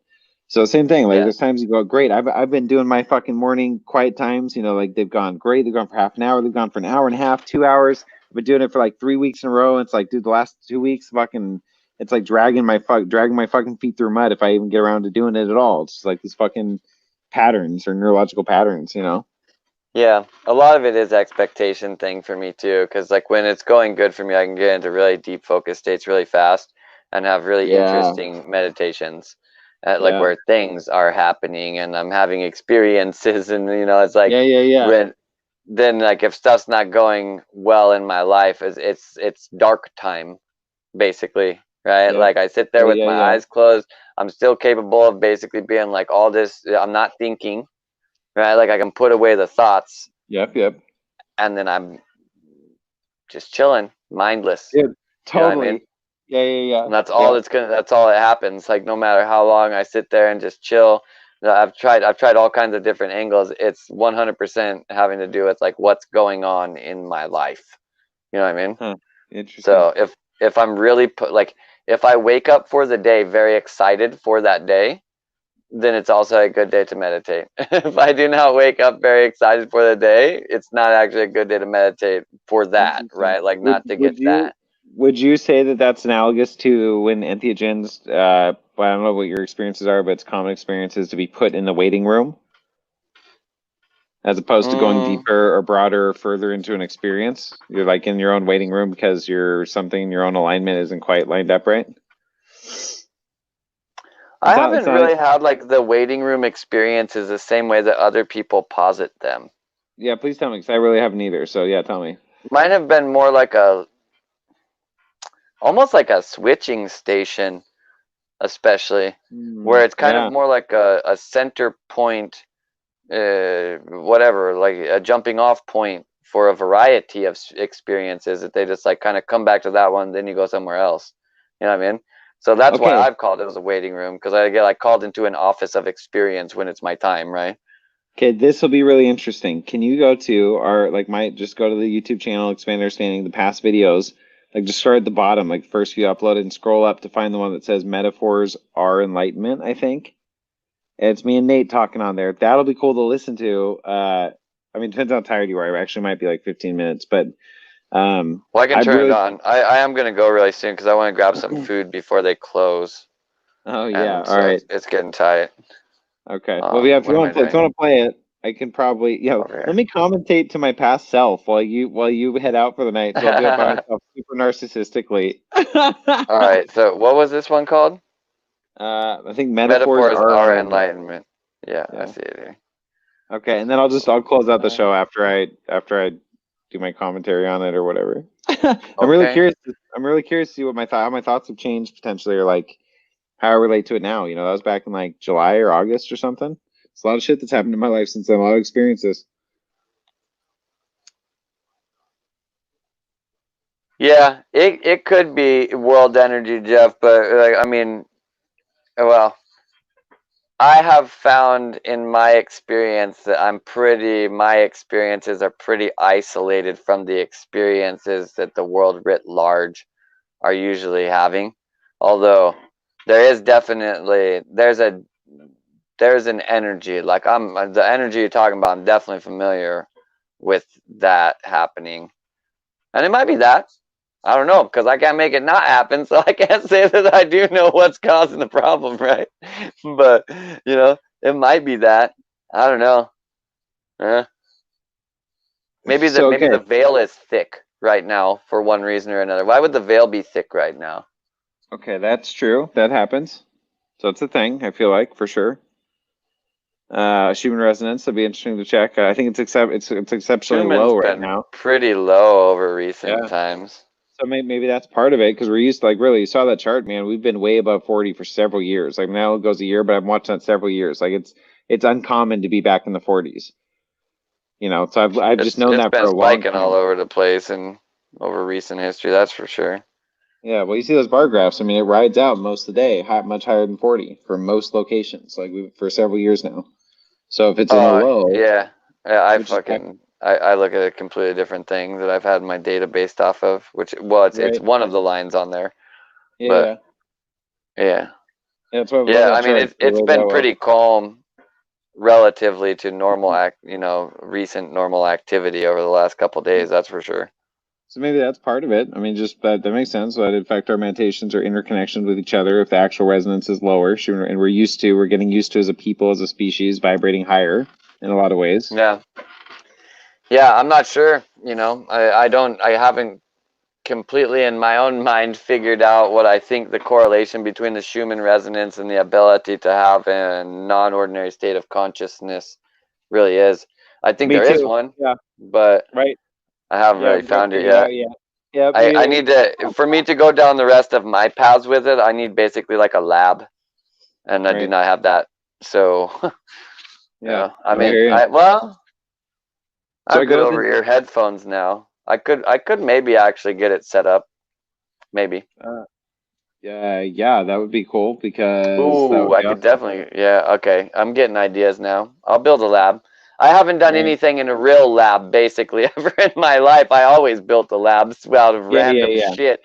So Yeah. Yeah. Yeah. when I was a little kid, it was a fort. Now it's a scientific laboratory. I end up with all this weird shit around, and I got shit positioned in like specific places and all this crazy stuff.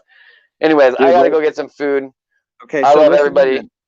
Listen in when you go Okay. though. You guys gonna listen in though on the YouTube live? Like, gotta listen to this thing because I'm curious to have you pick it apart too.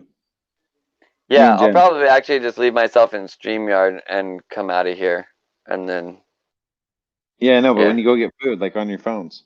Right. It's on my phone. Oh, StreamYard is. okay. Well, So all right then. yeah. All right, All sounds right. good. Well, it's been great seeing you all. Aaron, have fun. Yeah, love you, man. Love you guys. Love you, Bye. Jen. All right, so we're gonna watch me talk about my perceptions like Hi. So 8-10 minutes ago. this is Nate. This is my coworker. Now, I'm not going to go too deep into this because our relationship, so we can dive right into the thing that I'm recording about. But we connected not just on work levels, which is awesome. So we can square that away, and that's awesome. But we connected on like every other level also. So that's where it's leading into this conversation. We've had many, many, many. This is one I'm like, dude, we just got to record this one too. This is good. So, okay, so talking about ascension or integration or the height of enlightenment right now in this age, in this time that we're living in, this DNA technology skin suit for the era that we were born into, that we're here. And if you're aware and conscious enough and care about these things, then it probably applies to you in some way. So we got time limit too. That's good. We got time limit. Time is of the essence. Yeah. So how do you integrate? So for me, it's not ascension, it's inscension, if you will. It's our higher selves, the fractals that have been higher above us that we typically fractal up into when we die, or that's the ideal. That is actually all fractaling down into us. The infinite compression that we've cracked across the galactic central plane. They were getting light codes from the sun, the central sun, the codes that we haven't gotten for, in millions of years, potentially in different ways for different reasons. And that's integrating to us. So how do energies that are, let's say, things if you've ever heard about or experienced DMT or what that's like, or other hallucinogenics or things that where you experience things that are so otherworldly and so beyond being able to put into words. But on the ride back off those experiences, that a lot of times as you're landing, you're starting to put things into words, and it's beautiful, but it's still not what you experienced. And that's, to me, example of, or people having near-death experiences or OBEs or astral projection or lucid dreaming. I mean, all these things are on very similar spectrums. They're slightly different as I understand them. Different light bodies access different things and work in different ways. They're very similar, comparable, and similarity. Yeah, similarity. And so when you're trying to integrate higher energies, the only possible way to express something that's ineffable, or at least within our very poorly constructed English language, or language at all, when you can't communicate with emotion and feeling in light energy, which I know you can on certain levels, astral, and there's different ways that those things are far more visceral and tangible and fluidic and natural and intuitive. But in this 3D realm, when the common interaction with people is very, very surface level, there should be a better term than that. But I guess that works for this surface level. You're not reaching the depths of them as a person in a light interaction. Now, I'm not talking about like opening your heart and giving your heart away or doing things that would be nonsensical to your well-being. But I'm talking about walking around with an open heart, in the sense that if there's somebody ready to engage you, that you can engage them fully, just as a person in that moment, saying hello and be fully present, like meaning hi, how are you? Meaning it, not just like expecting them to say fine as you guys pass each other or whatever. You're fully present in those moments. When you meet other people, that's where beauty happens, is when two people are fully present, complete strangers or people who've known each other and been married for 50 years, like fully present, And so when you're present with a person, how do you communicate the depths of truths and things you really care about, especially things that when we're integrating and growing and processing, these things that are ineffable or have yet to be ineffed into the earth until now, because this has never happened before. And the only way to do that is to embody metaphor, to be metaphor, not just the words, but like in the movie, what's the movie, Nate? A Wrinkle of Time. Okay, Wrinkle of Time. There's Nate's voice 4.5 minutes into this. Where she, the one angel or one guide or whatever, doesn't use her own words. She uses the words of the person's own colloquial understanding and connotations and nuances and even cultural references. And like, it's so beautiful. That's the epitome of an expression, because there's multiple expressions of perfect, humble condescension. And that's a beautiful one, to fully meet someone where they're at, that you tune in a conversation with them, that yeah, you're still yourself, but you want to connect with them as a human being in a way that has the most meaning for both of you. So then you can find words in your communication. This is even subconscious. There's times you can engage this in imagery and like guided meditations or just awareness when you're talking with people. Think about the energetic layers, or metaphorically, higher energy connection between you and another person. So metaphorically, what does that look like to you? How do you feel it? Do you feel like there's a warmth exchanging between hearts or between solar plexus? Or do you see lines and connection? Do you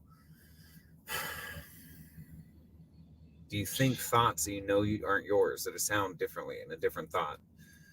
Do you just have a knowing or an awareness that you didn't have before? Like, there's always ways to self-analyze and or self-assess to get you to think in a way you haven't thought before, so that you can be and create metaphor into your own understanding of who you are and what you feel and think and experience, but also their nuances. And then you begin to speak in a way that is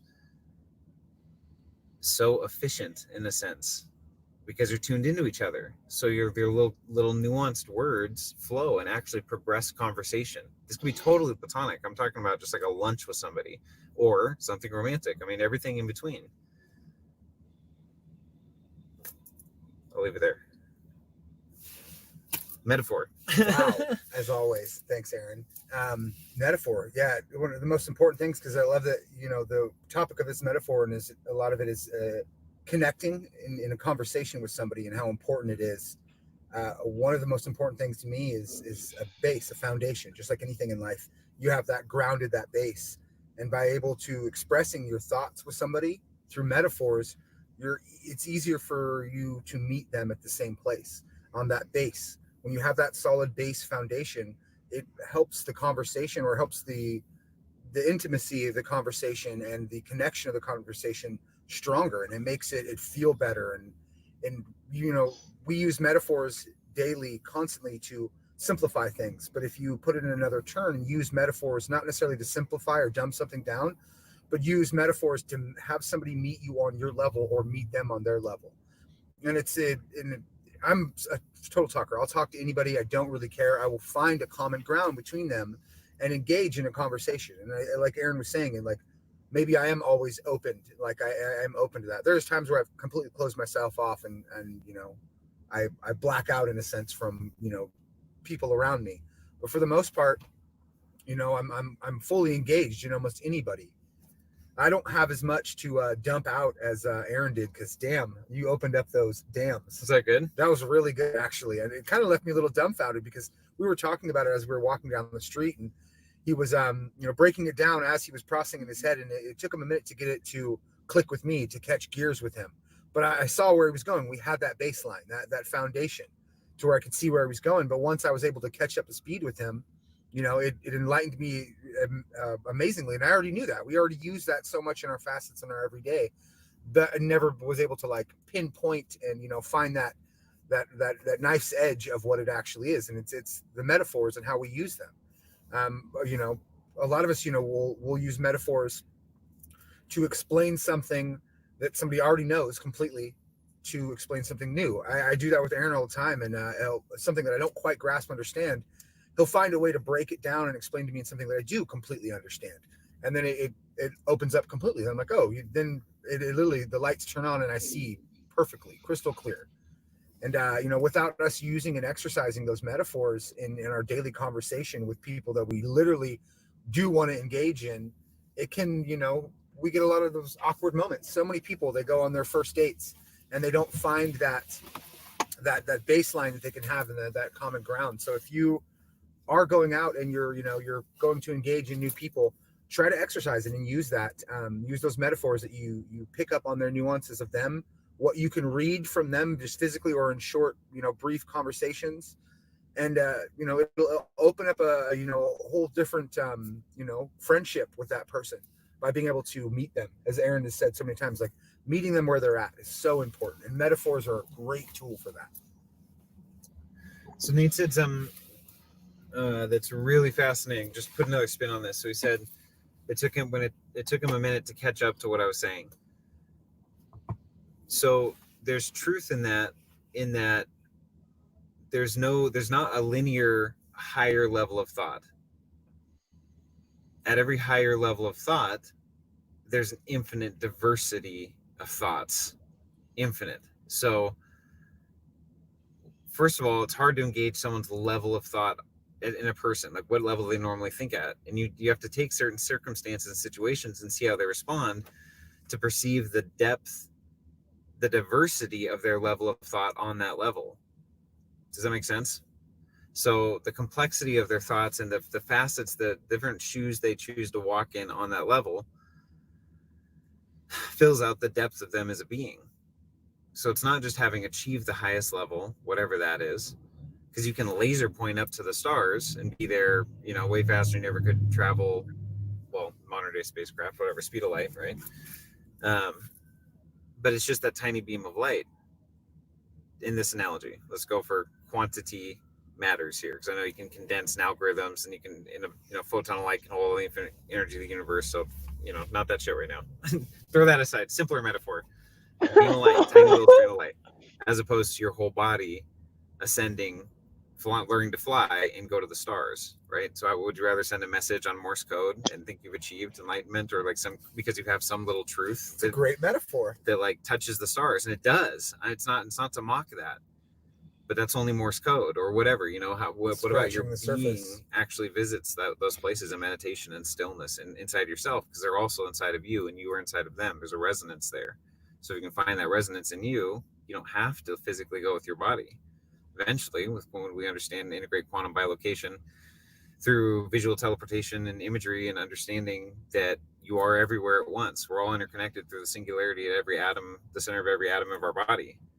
And if it's entangled with our DNA and our morphogenic field, then we have a form of authority over it, order, to have dominion, not domination, but dominion. I choose to rotate my hand. So I'm moving the atoms and my perception of them in this residual image. But there's an equal co-creation. They flow with my morphogenic field because they've been attuned to it. So they pass that energetic signature on to every cell that regenerates on every part of my body for any given reason and purpose. Interesting. So when Nate said he was catching up to me, I just happened to, in that moment, be having a higher level thought about something. It's not like Nate is slow in general. Aaron was having some higher level thought, and Nate needed to catch up to Aaron. This happens with him too. There's sometimes he says stuff. I go, wait, hold on, repeat what you just said, because like there's some shit there that I did not grasp. Like, hold on, and like it goes back and forth. It's just when we all tune into those higher level moments at different times in different ways. So really value whatever unique way you tune into the reality around you at any given moment. I mean, that's how you walk. This we were talking about actually too. Like that's how you walk in the now moment. That when intentions, daily prayers or daily intention setting or daily affirmations become so integrated that every step you notice the beauty all around you, even if there's little of it in a city, concrete city. The trees are beautiful and the way they move in the wind and the different types of trees and the way the light's hitting different leaves on the trees right now. And they actually blow differently based on the type of the leaves and how densely packed they are. And those look oily and slick and they're beautiful. And the shade that comes down to shade the people underneath. And like, I'm slowing down thoughts and awarenesses that are in me every time I'm walking somewhere. Those are going on millionths of a second. They're ingrained in my subconscious at this point, at those levels. I want them to be deeper. I want to be more aware of the beauty and the life all around me at any given moment on that subtle, fundamental, subconscious, foundational level. It doesn't have to take up conscious thought.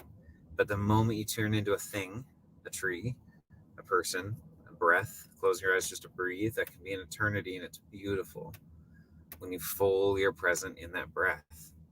It's like inhaling the universe. It said before, I don't remember what quote it was, but the gods are jealous of us because we see the beauty in a flower. So if you can live for an eternity, you don't appreciate the small little nuances, the finer little things, because you see on such a grand scale. So remember that find the beauty in the small things, that small little dandelion that finds its way to poke its beautiful flower through the cracks in this hideous city. Find the beauty in that, because it is beautiful. Yeah. And we're a ticking clock. Oh yeah, it's gonna. All right, I guess that was it.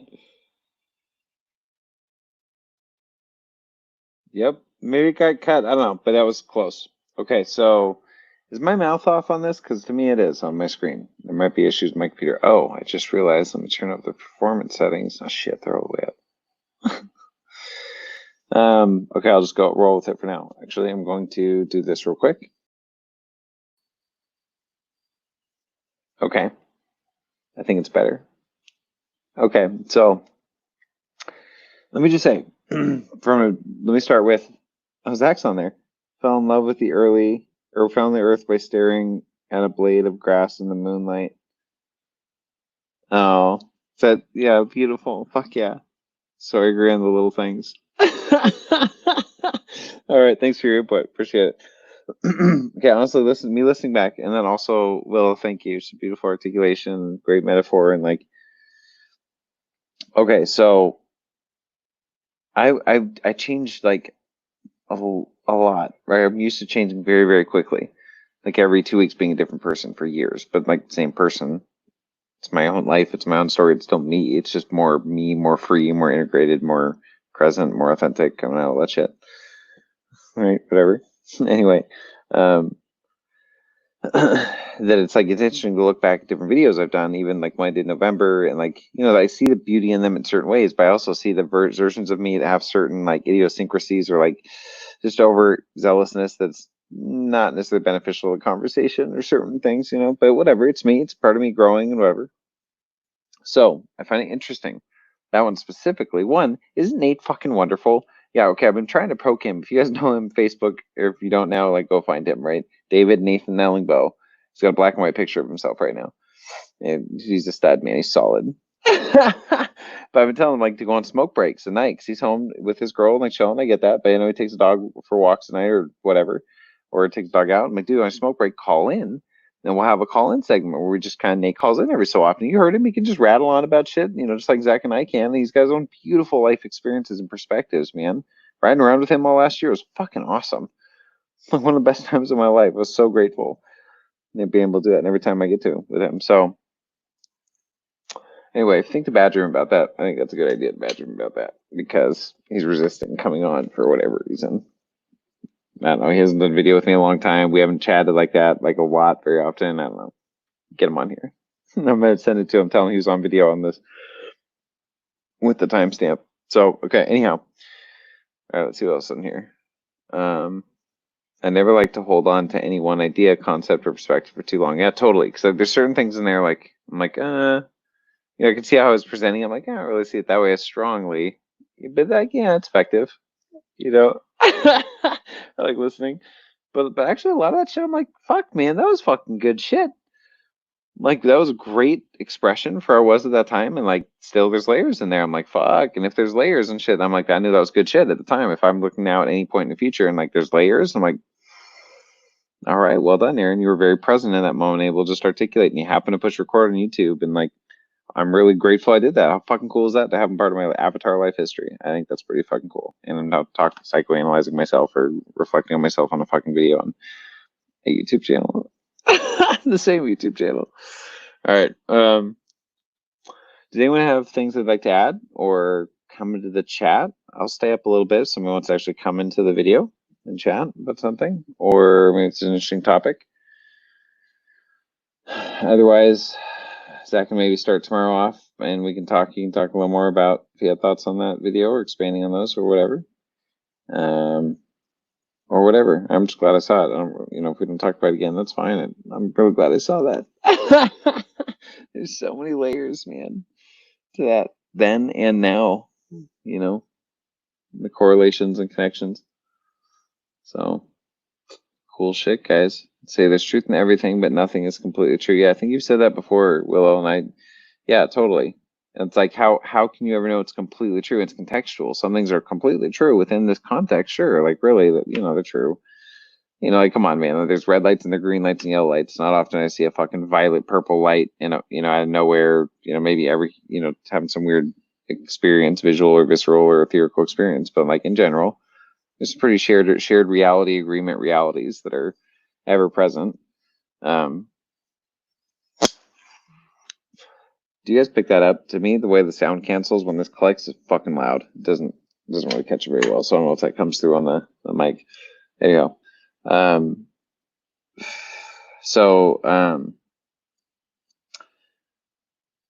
see, what are your thoughts on sigil magic? Ooh, all right, cool. I love riffing. Okay, so I think Zach was talking about earlier in the context that I agreed with, but there are a lot of things when Zach talks that I'm like, yep, ooh, that's interesting. Okay, oh yeah, that's good. Yep, I totally agree there. There's a lot of shit. So I think one of them that I try to like put a pin of my awareness into to be aware of later. You can hear it. Okay, good to know. I'll try to find the other lighters and be more cautious with that. Thank you. So the other it's one of the things, the sigils, and so so here's my progression through sigils. Because growing up in the church and the ways that I did that was definitely demonic. You don't do, what do you do sigils for? What's the point? What's the reason? Like, there's nowhere in the Bible it seems to do that, you know, like whatever that I could see. But then learning sacred geometry, the actual like through Nassim Haramein, those different avenues and the actual historical usage and the actual geometry of it, and like some of the spirit science videos, those cartoons, man, fucking great. Just helping me like, oh, it's not demonic, like it's literally geometry, it's just how the fucking universe works. Like, oh shit. You know, it's like that. Okay, so then subconscious sigils are using sigils. So to me, there's two different kinds. There's like ancient sigils that carry, because like, for example, to me, sage is much more effective beyond its just actual physical properties, that they've found it to clear, be antibacterial, antiviral, and actually clear the area from those things, let alone energetically. I think because it's been used over many lifetimes, many years, the stories have been told, it's been burned again and again around fires and in different tribes and cultures, that ingrains in our DNA much more thoroughly, so that when anyone picks it up, they don't have to have much belief in it themselves. There's a belief in the substance itself that it has incredible effect. But then it's just enhanced when, I mean, that's why, like, you know, it's one thing to write a letter, a beautiful, profound expression that could change the world. It's another thing to have that written through a pen that's been handed down for 2,000 years, writing the most beautiful poetry or some shit that's ever been written, and use that pen also. I mean, there really are energetic dynamics come with that, but I'd fucking love to write something with that pen, you know, like get into a mode, you fast before going, I mean, whatever, do whatever you want, but I'm just trying to think into it. You fast before going into it, and like you just fucking, you tune in, man, because there's extra energies, there's extra frequencies, all like distilled into a physical inanimate object that holds energy over time. Okay, so sigils to me are like that. And so when they're used over and over again throughout time, spell books, the more people that do them and have power and do them like correctly, right? It's important to do the order and the correct and the shape and the, you know, the more power it literally gives that symbol, which is sigil is a symbol. They're all this, they're things that are conveying much more information than the mind is taking in just based on the way that that's constructed. And so,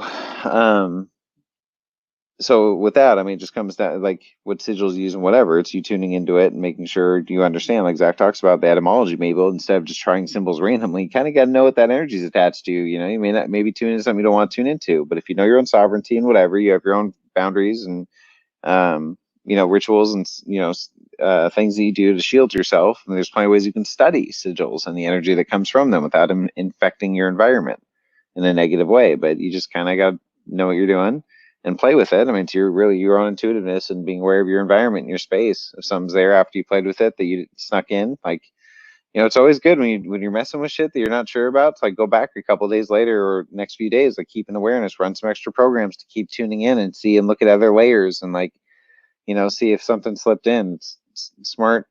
What's it called? Like a one of the programs on PCs running defrag programs and shit. You know, like and that kind of shit. Anyway, so also those sigils are really cool. I've seen really beautiful fucking ways to do them to help your own subconscious. Like modern day sigil, you create your own sigil. So one guy, so like you viscerally envision what you want and desire in some way, and you use your opposite hand and you close your eyes and you draw out the sigil. But you're not thinking about what you're drawing. I mean, obviously you've got an area you're kind of in, but you're not thinking, you're just you're feeling, you're literally feeling as you're moving the pen around, different colors. I mean, you do it your own way, into this, or paint and do this, whatever. And you feel into that while you're doing it. And then when you're done, you can do it with different things. You can layer it like with different feelings, different visceral visions of futures or realities that you exist in or want to exist in, be manifest in 3D, all that shit. And or you can do separate symbols. And so when you're done, you have these symbols that you can put on the mirror, put somewhere in your house, maybe whatever, and your brain will literally tune it out over time. It's a symbol. It doesn't have words attached. Even when people have words and artwork in their home, they eventually literally tune out the words. They don't consciously think about it, but sometimes you do. You pass by and like you read the words actually consciously and those symbols, and sometimes you might tune into it consciously and think about what it meant. Most of the time you don't, but it's constantly projecting all that energy through symbol, which is far more deeply penetrating than English, for sure. For sure, right? So that's in your reality, your 3D reality every day by choice. So I've used sigils like in ways like that before, like really fucking cool. It's a really effective tool. I think that was probably the most comprehensive perspective based on my own opinions on that subject that I think I've ever given. So like that's kind of cool. Thanks, Willow. And if you have any comments here, let me see. It's really not bad. No need to hide the sound. Oh, well, that's so nice. Look how active you are in the chat. I was asking you if the lighter was if it was really loud, and like she said she can hear it, and then I said, all right, I'll try not to use that lighter. And she's like, oh, it's not that bad. No need to have the sound. That's just cool that you're that engaged. Thank you. I've been smudging with sage a lot lately. So let's see. And I've been smudging with sage a lot. Sage 2. I usually have Palo Santo 2, but I have not been able to get it recently. What is your protocol for fasting? 72-hour fast. Let's see. Ritual hygiene, Zach said. Love it. Okay. All this stuff. There's so many comments. I guess I'll keep engaging. So let's see. I'm going to go to the fasting one, but Palo Santo was mentioned, and it just reminded me. Yeah, Palo Santo. And I do need to follow up with the cigarette smoke, because it's gross. And I have an ozone machine that clears it, but it's gross. And I think I'm going to be very quick soon over smoking inside because I'm like, nah, it's just not worth it.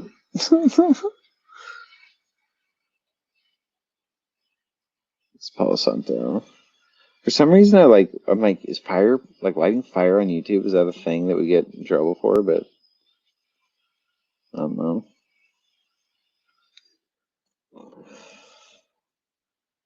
Gotta burn it down a little hotter, get a little more down to the ash. These torch lighters are really good for Palo Santo. And even bigger better torch lighters too, because you can really burn the wood real hot at the end, and it's just a lot of smoke, not just random spots around the side. But this is pretty good,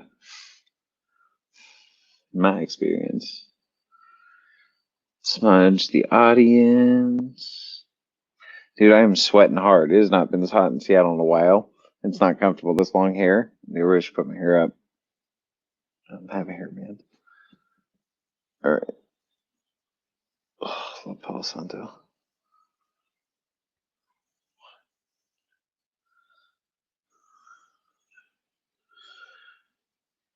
Cool. Alright. Put that there. Ash. Yay. Alright, guys. Sorry, I'm back. It's kind of stupid, my thing. Palo Santo, ritual hygiene, fasting. Okay. Ask to send that smoke over to me on the West Coast. All yours. When I put up the camera, all yours. Alarm, Fearless Meditation, Starship Fearless. Tune in with me if you wish, and if you're in that group. I always jump onto the ship and just find where I am on the ship, what control room or what place, and then just like engage and like connect my awareness there and wherever we need to help or reorient things or whatever. Okay, so, and it's also 11:11 by the way, my time, Pacific time. So, please, I don't know why I thought you were on the East Coast and just always staying up extra late with us. No, man, I'm that dude. The other night, the 7-hour one, that was like 3. Like, man, she was up. She was on the East Coast, so she's up all night, and I'm like, she seemed like she could have kept going. I'm like, all right, maybe I am getting old. Like, nah, it's 7 hours, new record, cool. All right, so which I'll figure out, but I'll meet you there. Oh, that's cool. Okay, look, so, yeah, will look awesome. Well, you're like one of the coolest people I've never met that I've only known digitally because you're so engaged in chat. Like I feel like it gives an additional layers of insight into you as a person in general. You know, not just like the Willow Beavers in the chat. Like because we've been like all the shows and we engage, it's like, oh, I think that's like cool. She's a really cool person, like in a diverse amount of expressions and like interactions. That's cool. All right, so let's see. Oh shit, I'm in my folding rocking chair. I'm sweaty. Shit. Okay. So I do want to answer this question. What is your protocol for fasting? Okay, I need to say it like that because this is important in our podcast because this could be an issue, which is dumb, but it's fine. Neither of us are medical professionals. Neither of us are giving medical advice for you or for anyone you know as professionals in any way, shape, or form. This is our own personal experiences and our own personal research and our opinions on the matter. I think that covers it. So, in my experience, so here's some. I've learned some tricks for fasting. If you're gonna go, especially cold turkey, just go from eating normal. And like I've definitely I've had fasts where like I make sure the week or two before I get the food I want to eat in. Well, sometimes like I just decide I'm gonna fast, and it doesn't matter where I'm at in life. I just start fasting, and that's cool. So I go with the momentum of the flow in the moment or as I experience those dynamics. Whereas this, okay, hold on. I also have, even though you said it wasn't that loud, Willow, I do have it down later, so why not? Now it's more of the traditional sound, which is cool. Okay, so something that'll really ease transition is one being very hydrated. Now it's not just water. It's not just like Aquafina or like Smart Water, distilled water, or really any bottled distilled branded water you can buy by the liter. It's really the distilled water if you're not going to make it yourself, which I have a distiller. I just need to get back up in the habit of doing all that shit. And I vortex my water. I have a structured water device. Also, I have a whole process that I fucking love. It gets sunlight and moonlight and all shit. All right, so spins both directions. The vortex spinner, equal number of times whatever rotations I put in. RPMs, I put the numbers on that all the time. All right, so but you can buy it for like 89 cents to $1.29 or something a gallon, and you have to be distilled, not spring water, not whatever, pure distilled water. That's what you want, is you need distilled water. Like just that alone. Most people, like I've heard Seven say it, he put a number on it that feels about right to me. Most Americans, Western Americans and people could do distilled water for like 2 years. That's all you drink. I mean, normal eating habits or do what you want with your diet, but the point is you replace all your regular water with distilled water. It is negatively charged, if I believe correctly, yeah. And negatively, or so there's a lot of shit you can do to it. You can add, Jesus, how much am I gonna break this down? Okay, you can add baking soda and stuff to raise the pH, balance or raise the pH on stuff. So like smart water and stuff that's really acidic, I think it's 4.5. It's really not good for you. Not good for you. I mean, it depends what you're doing. Actually, it depends what you're doing with your body. If you want acidic water, there are dynamics there, but as a generality, to try to keep your blood level pH, we have a mostly usually acidic diet. So the more water that you can take in, it's of a slightly higher pH. You don't want to overdo it too. It can be very alkaline to shock to your body. But if so we can keep a balanced pH in the West, Pacific Northwest here, it comes out of tap at like 7, or just about. And so, which is, I think, middle of the chart. You want to be like 7, between 7 and 7.3 for your blood, something like that. Anyhow, so alkaline water is beneficial though. It helps pull the numbers up, and you can offset you having a more acidic diet with having more alkaline water intake. And in my opinion and experiences here, and I'll settle that. And then you can add things like Patrick Flanagan's Mega Hydrate, which I have all the time, and it adds ORP to the water, oxygen redox potential. It actually increases, it shows up as negative voltage on the water molecules. So your cells need a negative 50 millivolts, I believe, to be able to replicate healthily, to have the energy to do it. So you're not only distilling your own water, you're taking all the sediments and things, because most of the minerals in the water you buy in the store, they're pre-plant processed minerals. So they actually just sit in your body like rocks. Like they're not actually, your body, they're not bioavailable. Electrolytes, and they add back in for flavor, like distilled water, smart water, and then electrolytes added for flavor. Then you're fucked. That literally defeats the whole point. Maybe it tastes a little better to you, I guess.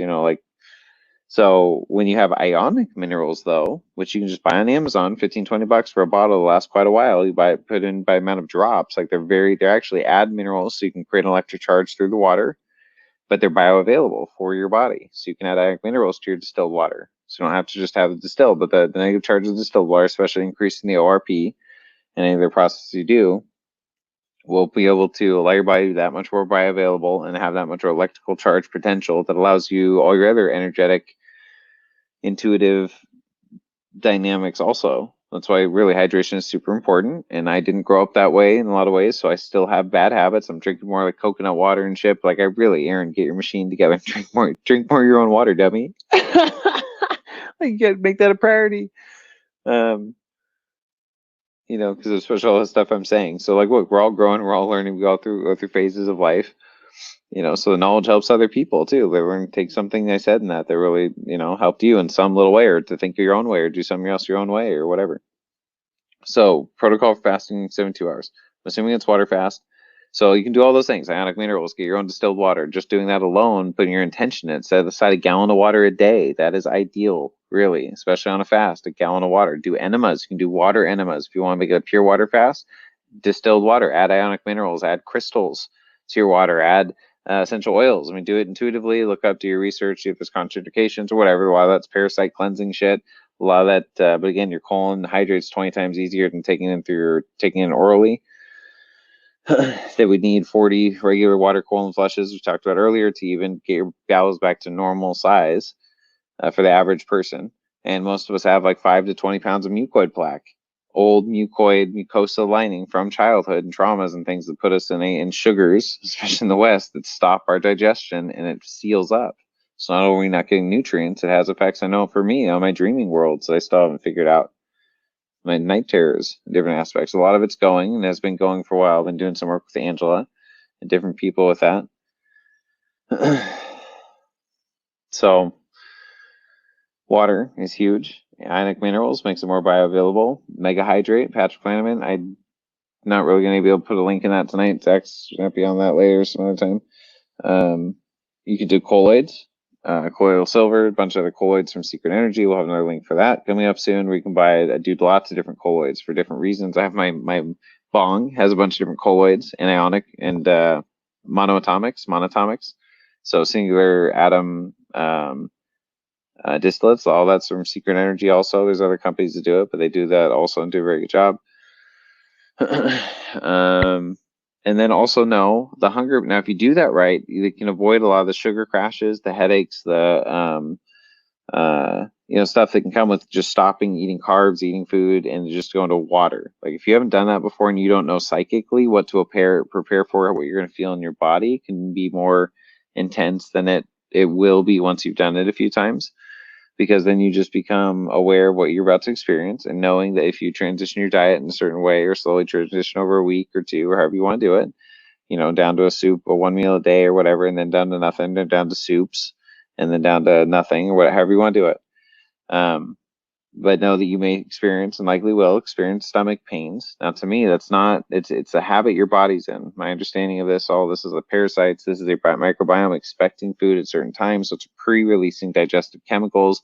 To us, it feels in our mind like, I want X, Y, or Z. I want meat. I want this. I want, oh, my tummy hurts. I'm hungry. Also, if you have water on you all the time, it really quenches the stomach thirst a lot. So you just pound water, especially if it's your own water. Then every time you drink it, you're reconnected with your intentions and you putting that water together. That really, there's proof for data. We talked to this early on the shows with Matsumoto or the Japanese science and the crystal and the waters and all that shit. Intention water. And our body's made up, every cell and everything in our body pretty much is made up of fluid and water. So, so that you're going to have hunger pains, but drink water. And really, if you're doing a longer fast, I've noticed the hunger pains go away 3 to 5 days in, where I just don't have them at all. And you start to get massive neurogenesis. You start to get massive energy. Your body massively just has more energy. It starts to come out of nowhere, somewhere between 4 to 6 to 7 days. Dude, by 9 to 10 days, you're fucking flying, man. At least for me, most of my experiences when I get there, it's like living another level. Talk about Adderall, but it's all natural. It's you. You feel light, you feel clean. I had no BO, even though I had to work really sweaty days and I forgot deodorant. And I was like, oh, if I test it out to see, how it went. I had no BO at all because had purged a lot of toxins. My body was, because I wasn't taking in food, man. So it was fascinating. I'm very excited to do longer fasts here in my near days in the future here.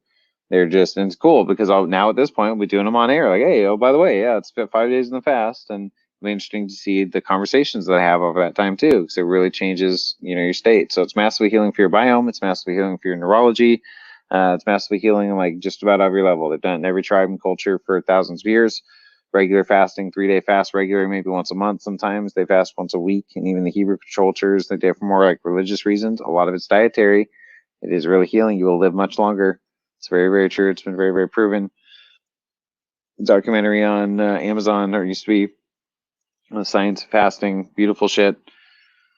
That again is another thing, the most comprehensive answer I've ever given on fucking like water in a 72-hour fast. What is happening? Thank you, Lady C.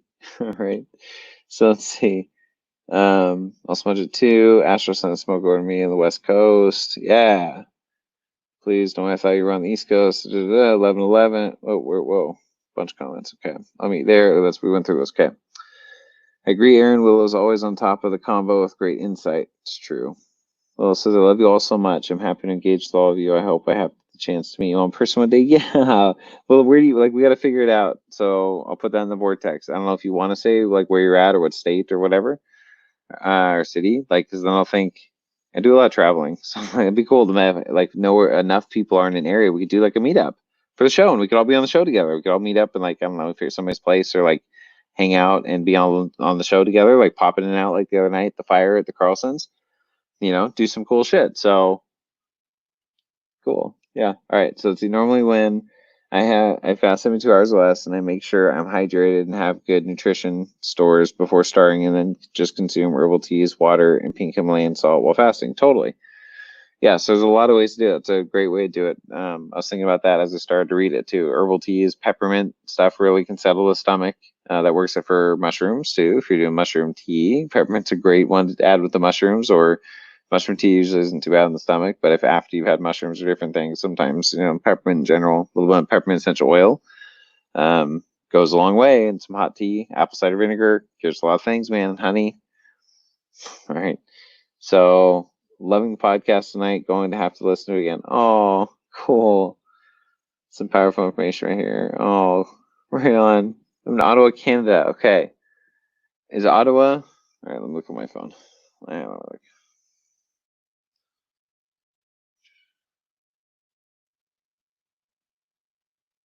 I have not looked at my phone yet. Ottawa.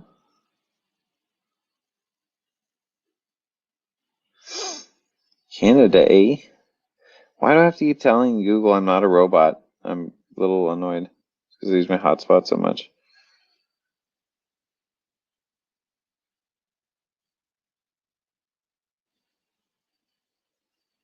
Come on, let's see. From here. Oh, you said he's happy to travel the United States. I just saw that one. I'm like looking where you're at. Oh, you're way East Coast. Like you're above New York. Yeah, above in Vermont. Where's the fucking state line? Oh, there it is. Above New York. Interesting. Okay. That's good enough. So you're happy to travel. We may have to meet up soon. I think we have enough of a club.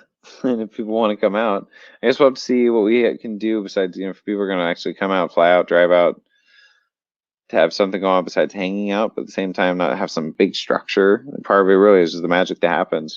Really, man. I was talking to Zach, like, man, we got time for a fire, right? We got to make sure we have places to do fires, or at least one. Like when we're there, like that's so important to like. There's so much shit that happens in and around that dynamic, so interdimensionally, naturally, and powerfully, and fun, and just awesome. So that's the thing. All right. Let's see. I'd be happy to travel the United States. Peppermint and chamomile tea. Absolutely. Yes. Thank you so much. Would love to listen to a replay. All right. That's nice, guys. Cool.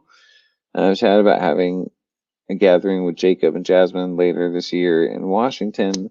Yay. I love it when it's close to me. I will be there for sure. I will figure, as long as the dates line up, and I don't see any reason why they wouldn't at this point. So let's throw that in the vortex and see where that goes. Okay.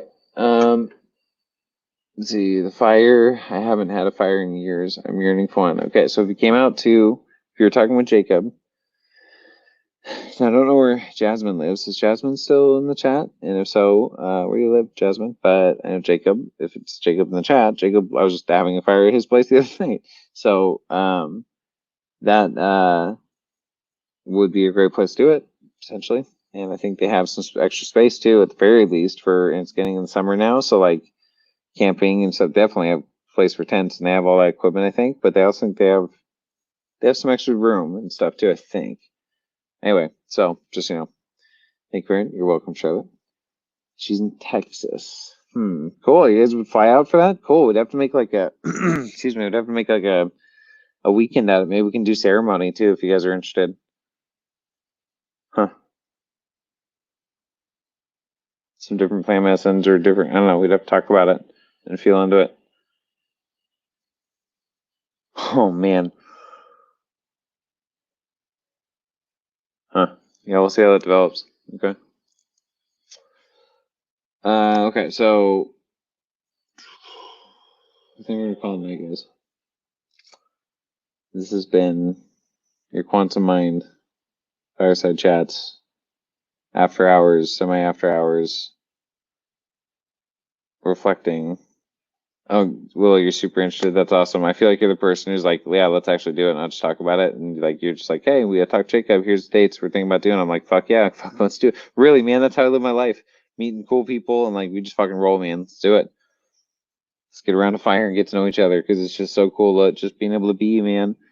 Really, it's cool. It's like one of the greatest places. It's not like it's an awkward conversation. It's like, oh, what do we do? You want to go around town? You want to see a movie? And it's like, all right, if that naturally comes up, like it's fine. That'd be cool. But like, come on, there's so much cool shit to do just hanging out, especially when you have context of fire. And dialogue or games. They have kids, so that's like cool. There's just lots of engagement there, and there's like a lot of property and all that shit. So, all right, I'm in Arizona. Can always be there in spirit. Yeah, awesome. That would be great. We do, like I said, we'd probably do a chat that night on the group and all that. So, good night. Love you. Love you too, Willow. It's been good again. Cool. Much love. Yeah, much love to you guys. So, I love you, and have a wonderful evening. As Nate would say, I'm going to give him so much shit when he finally comes on. Alaho, even though I really love it. Instead of aloha, because you always say it backwards. Alaho. All right, sleep well.